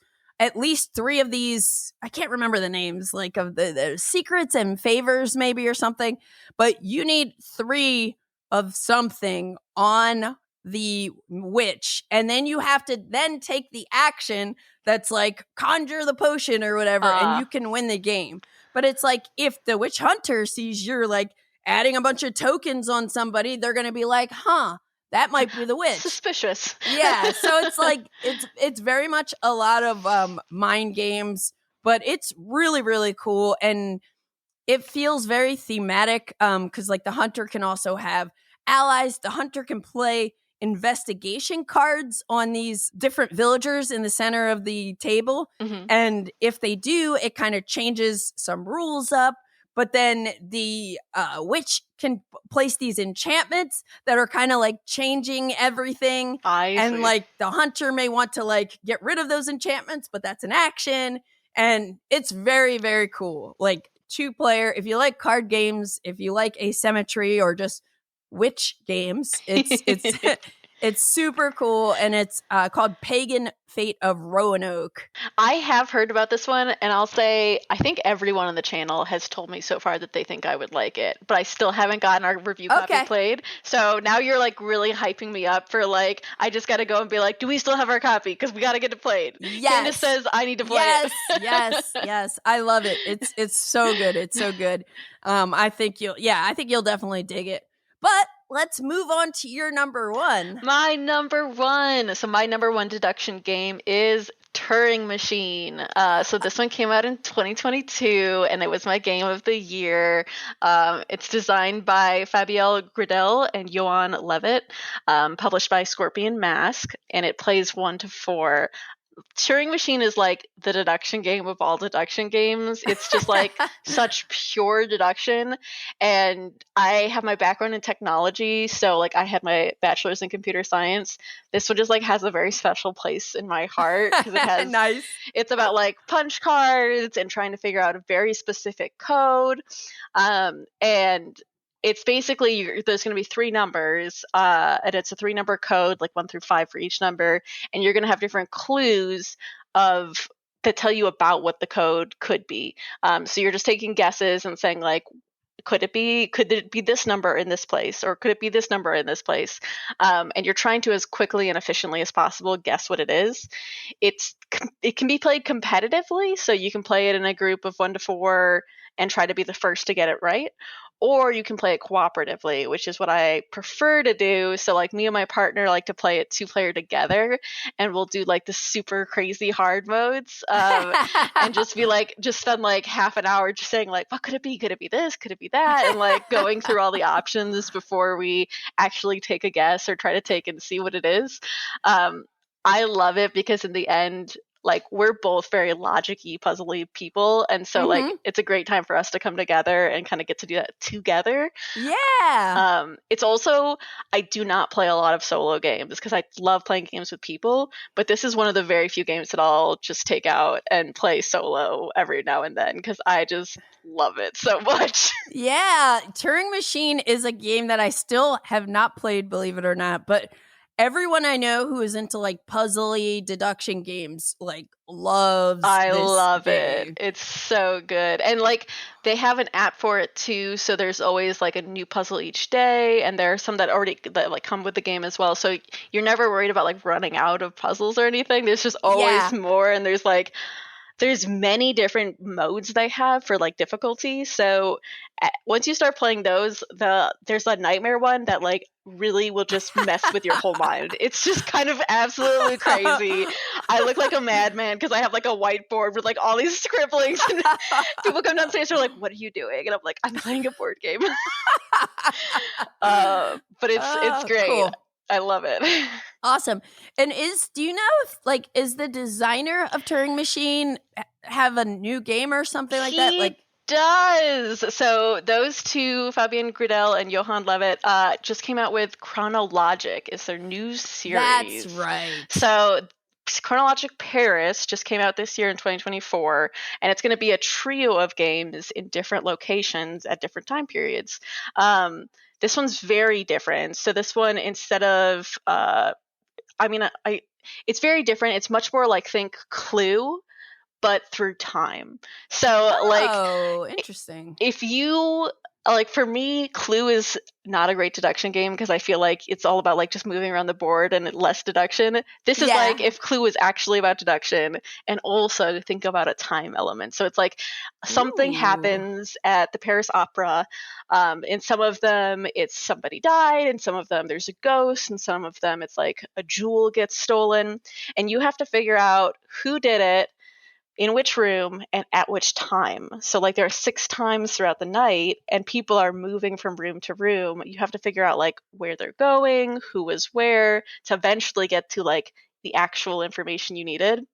Gotcha. I really like this one because you can also play it solo, and I played a good amount of it solo. But when you play it with others, on your turn, you're going to get a piece of information, and everyone else is also going to get a piece of public information. So you're really careful about like what you're guessing, what you're trying to get clues on, because you're like, I want to know this thing, but if I know this thing, everyone else might also know that thing. Yeah. So I thought that was really cool. I think it's cool that they're coming out with a trio of them, and they each have like a little bit of flavor text of like what the situation is and what the difficulty is. So I'm excited for the next ones to come out too. But yes, that was my way of sneaking 2 in at once as well. Cool. Same designers. Yeah, and I didn't even know. Like I nudged your sneak in there because I was like, I just remembered hearing something like about like, oh, the people who made Turing Machine made something else, but I forgot it was Kronologic. Okay, cool. I'm curious to know if you have tried my number one game. And my number one game of the moment when it comes to deduction is a new game that I bought when I was in Essen, and it's called Bomb Busters. Yes, I have played Bomb Busters. Okay. And it was gonna be on my honorable mention, so I'm so glad you brought it up. I'm so glad you brought it up. So Bomb Busters is designed by Hisashi Hayashi, who's the designer of Yokohama and the deck building game Trains. It's a 2024 release from Pegasus Spiele, and it plays with 2 to 5 players. This is a cooperative deduction game where we are playing as a team of bomb disposal experts. And it's a mission-based game, like something like The Crew, Mm-hmm. where there are 66 different missions in this game. I think I've played up to 8, but we skipped some of the training ones because it's like if you get to a point where you're familiar, you can just jump in. But in this game, you have wires. So you have a set of wire tiles, blue wires. You have 48 of them, number 1 through 12. There are 4 of each number. And these are little, like, thin little rectangular chits, like cardboard chits. And then you're also, depending on your mission, going to add some yellow wires and potentially some red wires. And you're going to mix up all the set of wires that you're playing with, and you're going to kind of like deal them out equally. And like a Scrabble board, you're going to put these, or like dominoes or something, you're going to put these wires in ascending order in your personal tray so that nobody can see what the values are or what color the wire is. And you'll everybody's filling up their trays. And then before we start the round, we're each going to, starting with whoever the captain is for the round, communicate what one of our wires are. So even just this step of like, what do I want to tell my team? Like, if I choose to tell them that this is a 6, then they'll know I don't have many low numbers, Right. So everybody's going to do this, and then you start the game. And the goal of the game is for you to successfully cut all of the wires without, and that means like we're going to be playing these out as people guess. I'll tell you how the cutting works, but we have to cut all of these wires together before the bomb detonates. So there's a little detonation track that when we make a mistake, well, if you make a mistake and cut the red wire, that's game over. That's it. The bomb explodes. Yeah. But if you make a mistake and cut something else, you tick down this little detonation timer. So when it's your turn, you could either do a dual cut, which is mostly what you're going to be doing, or a solo cut. And a dual cut means you're going to point to one wire of one of your teammates and predict what the number is. So, Emily, that's 6. And then if I'm correct, you take that tile and you put it face down right in front of the same position it is. Because remember, these are in ascending order. And then because it's a dual cut, I now have to reveal a 6. And now we have partially cut the 6. So we know there are 2 other 6s out there somewhere. So that's a dual cut. When you do a solo cut, if you magically have all 4 of one number, you can just play. Which would be crazy. I haven't seen it yet. You can just play like 4 10s. I have all the 10s. But what's more likely going to happen is in that case where I had Emily help me cut the 6 wire, maybe Emily has 2 more 6s, and then so she can solo cut to finish off 6s. So if it's the last 2, you can do a solo cut and play them both at once. Then you have the yellow wires. The yellow wires have numbers that end in 0.1. So they fall between other numbers. Like we might have 2 yellow wires. One might be a 4.1, one might be a 9.1. Who knows? But when you're trying to cut a yellow wire, you need to just find another yellow wire. And then whoever has the red wire, you have to make sure that is the last thing they play. So we're trying to figure out where the red wire is. The red wires have numbers that are 0.5. So it's like you're not always sure. Like, I can't assume that you have that 9 because it's like that might be an 8.5 red wire. It could be, or it could be a 9.1 yellow wire. Like, which one is it? Exactly. And if you do make a mistake, that's not a lethal mistake of cutting the red wire. Your wrong guess gets revealed by the player. So you do have information. Like, they'll take one of these little hint tokens and say, no, Candace, that wasn't a 6, it's a 5. And then now we know that it's a 5. But you have like special abilities.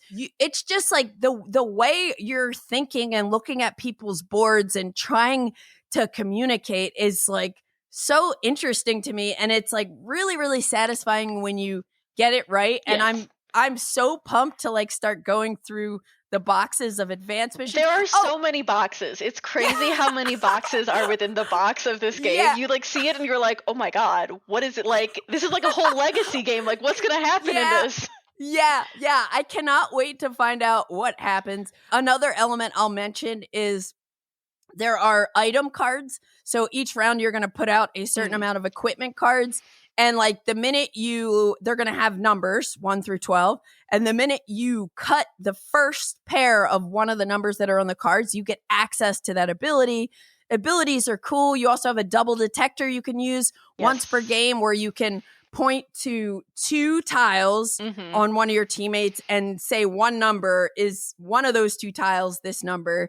So there's all sorts of cool stuff, but I was like, when you picked deduction to talk about, I bought this because Hisashi Hayashi was the designer, and I was like, this sounds cool. But I was like, oh, I'm gonna now play this so that I can. And I ended up playing it like the past 3 days, and I'm like, I keep wanting to play it. So I like really, really like this one. I was worried it wasn't going to be on your list because I was like, it's a newer deduction game. It was on mine, but it didn't make it all the way to the top. And so I was like, but surely Candace has played it and she's got to have liked it, right? So I've been waiting for it, all the way up to number 1. I love it.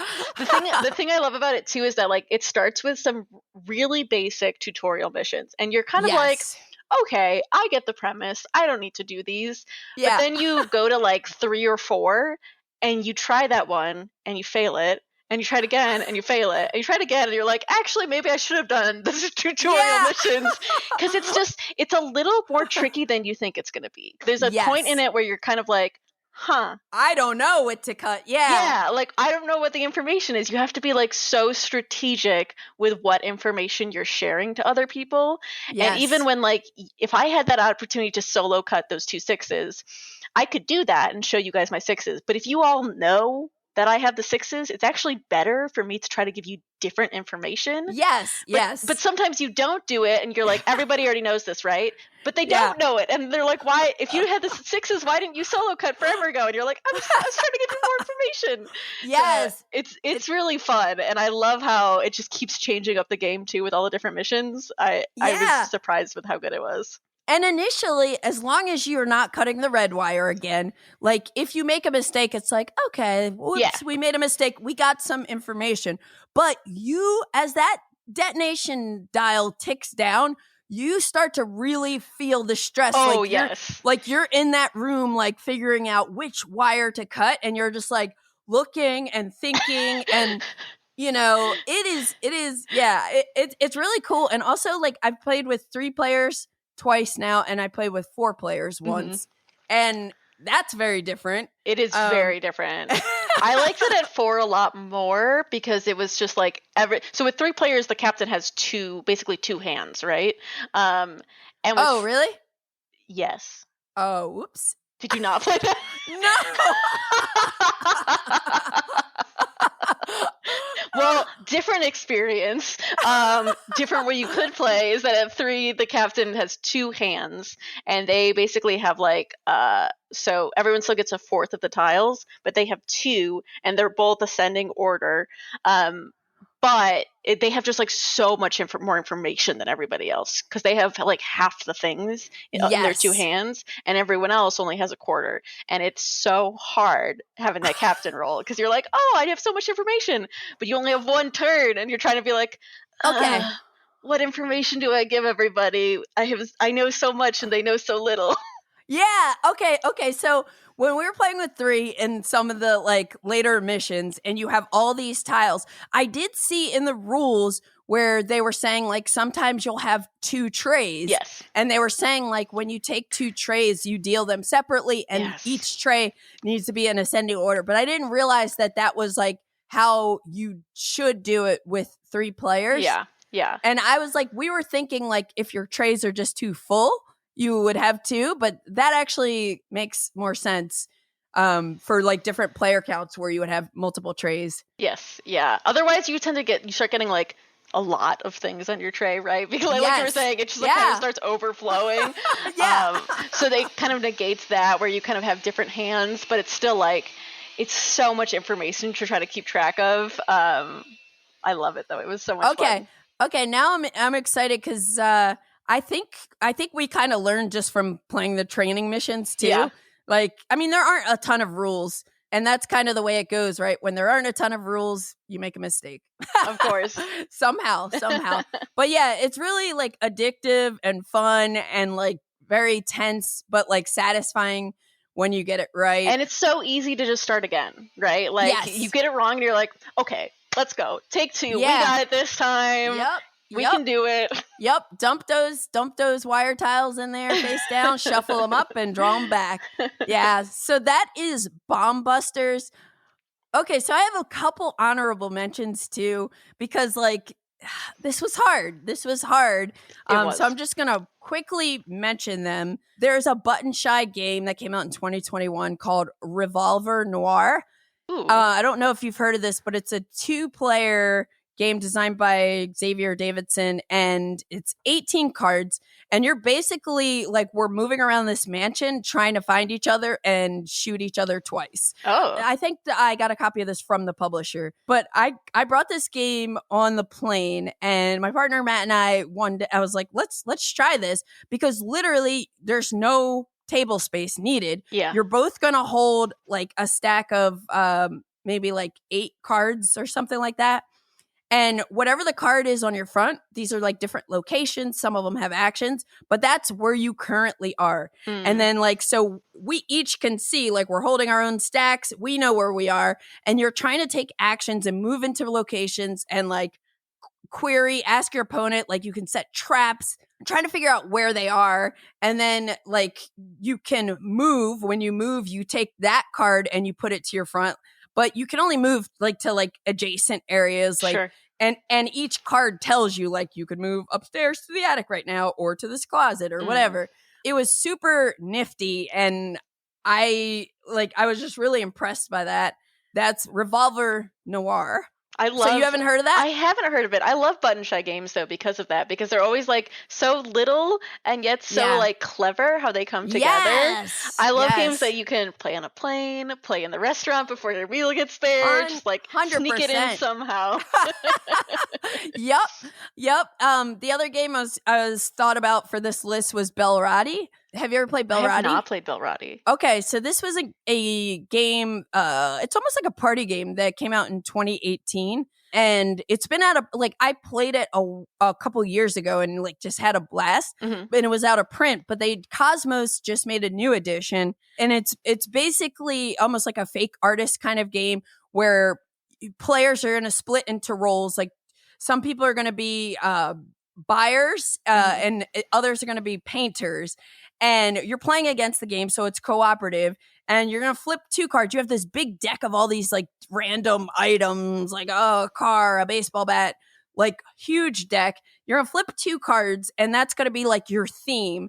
And then if you're the buyer, you're going to ask for a number of paintings from the painters to submit based on these themes. And then the painters have to say like, oh, well, I could do 2 that are really good.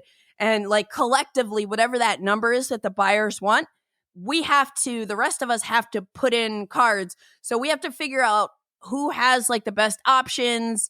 And then like eventually we collectively put in these cards face down. And then Belratti is this sneaky rat who's basically trying to put in these fake paintings. So then you're going to put 4 random cards in, shuffle, and then you flip them over, and the painters or the buyers have to figure out which ones the players, the painters put in, and also which theme they were tied to. So you're looking at things like shapes, colors, but also like maybe like if it's a sports thing, like maybe one's a baseball and I had a basketball or something. Or maybe I just had a balloon and I'm like, okay, this is round, so hopefully they know. Yeah. So it's really cool. Small box game.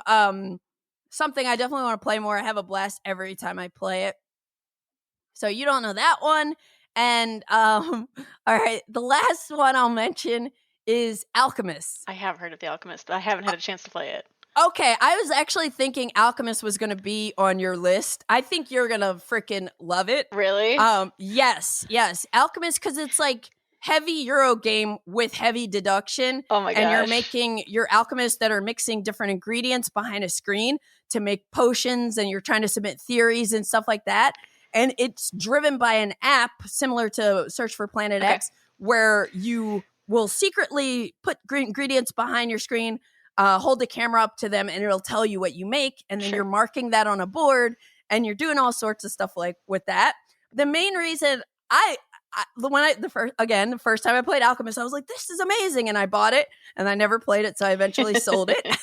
But Little Alchemist, and when I was at Essen, Gen Con actually, CGE hooked me up with a copy of Little Alchemist, which I was like, this is probably more my speed, because the designer, Matus Khatri, made this new, like, family-friendly one that ramps up, because his daughter always wanted to play his games, and like, so he made something for her. That's so and then cute. It turned out that it was like, hey, like, this is an actually, like, good marketable product thing. Yeah.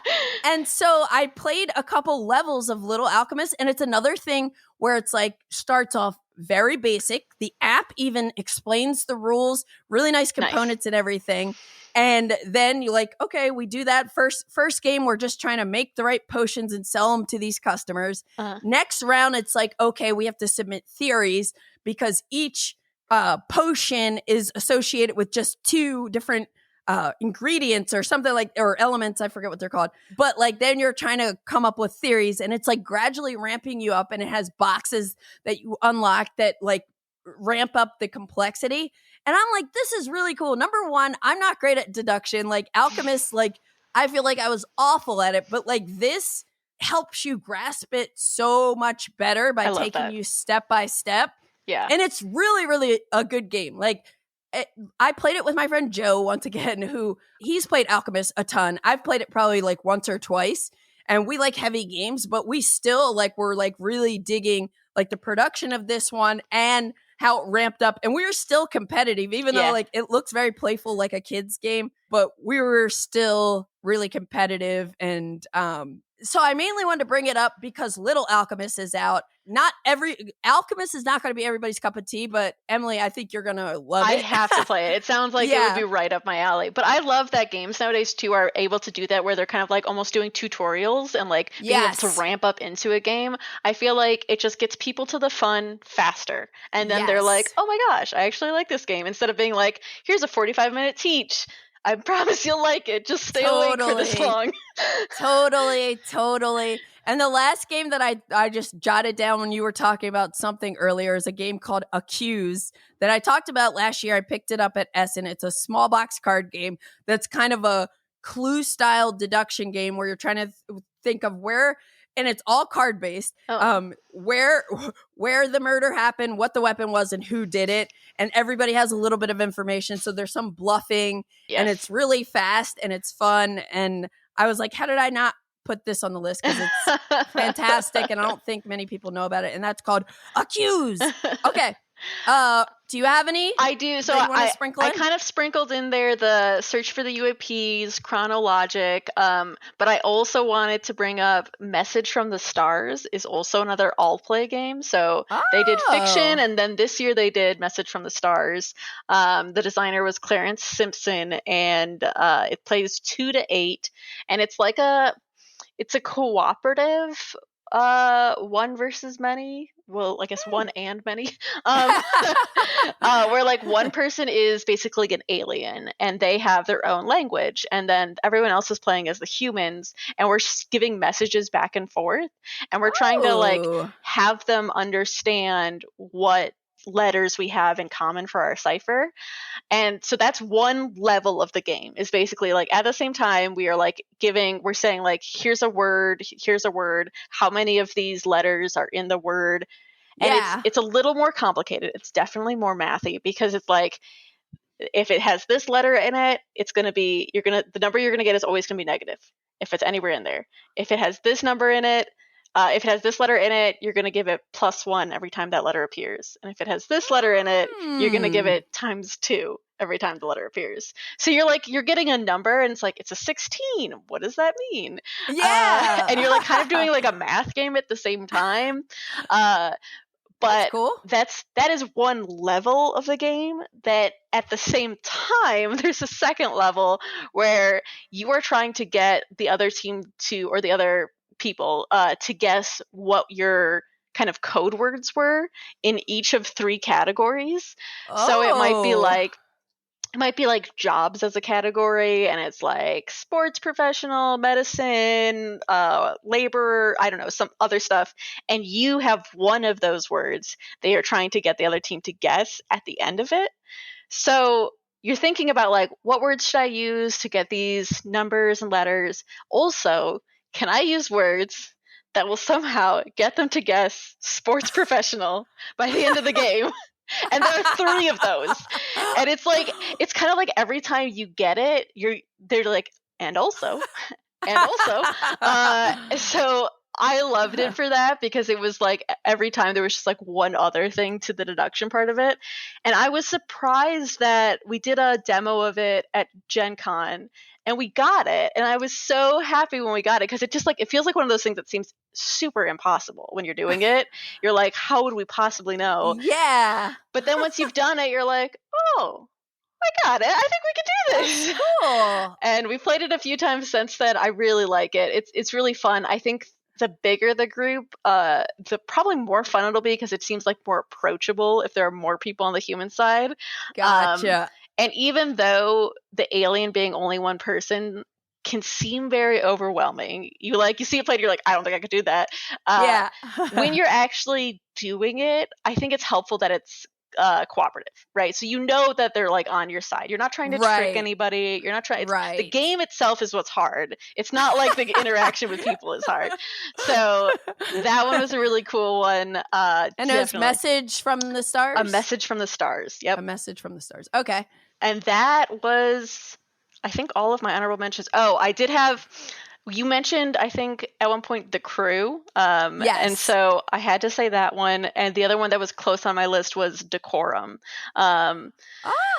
Which I still haven't played. Oh, you have to play it. It's so fun. I love Decorum because it's not just deduction, but it also leads into a little bit of like role playing, because you get to do.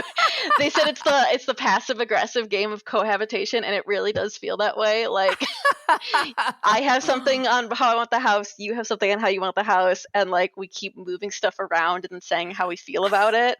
So like you'll change the lamp to a blue lamp, and I'll say, Candace, I didn't like that. Yeah.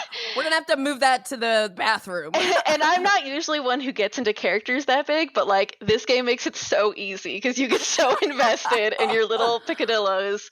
That was a really fun one.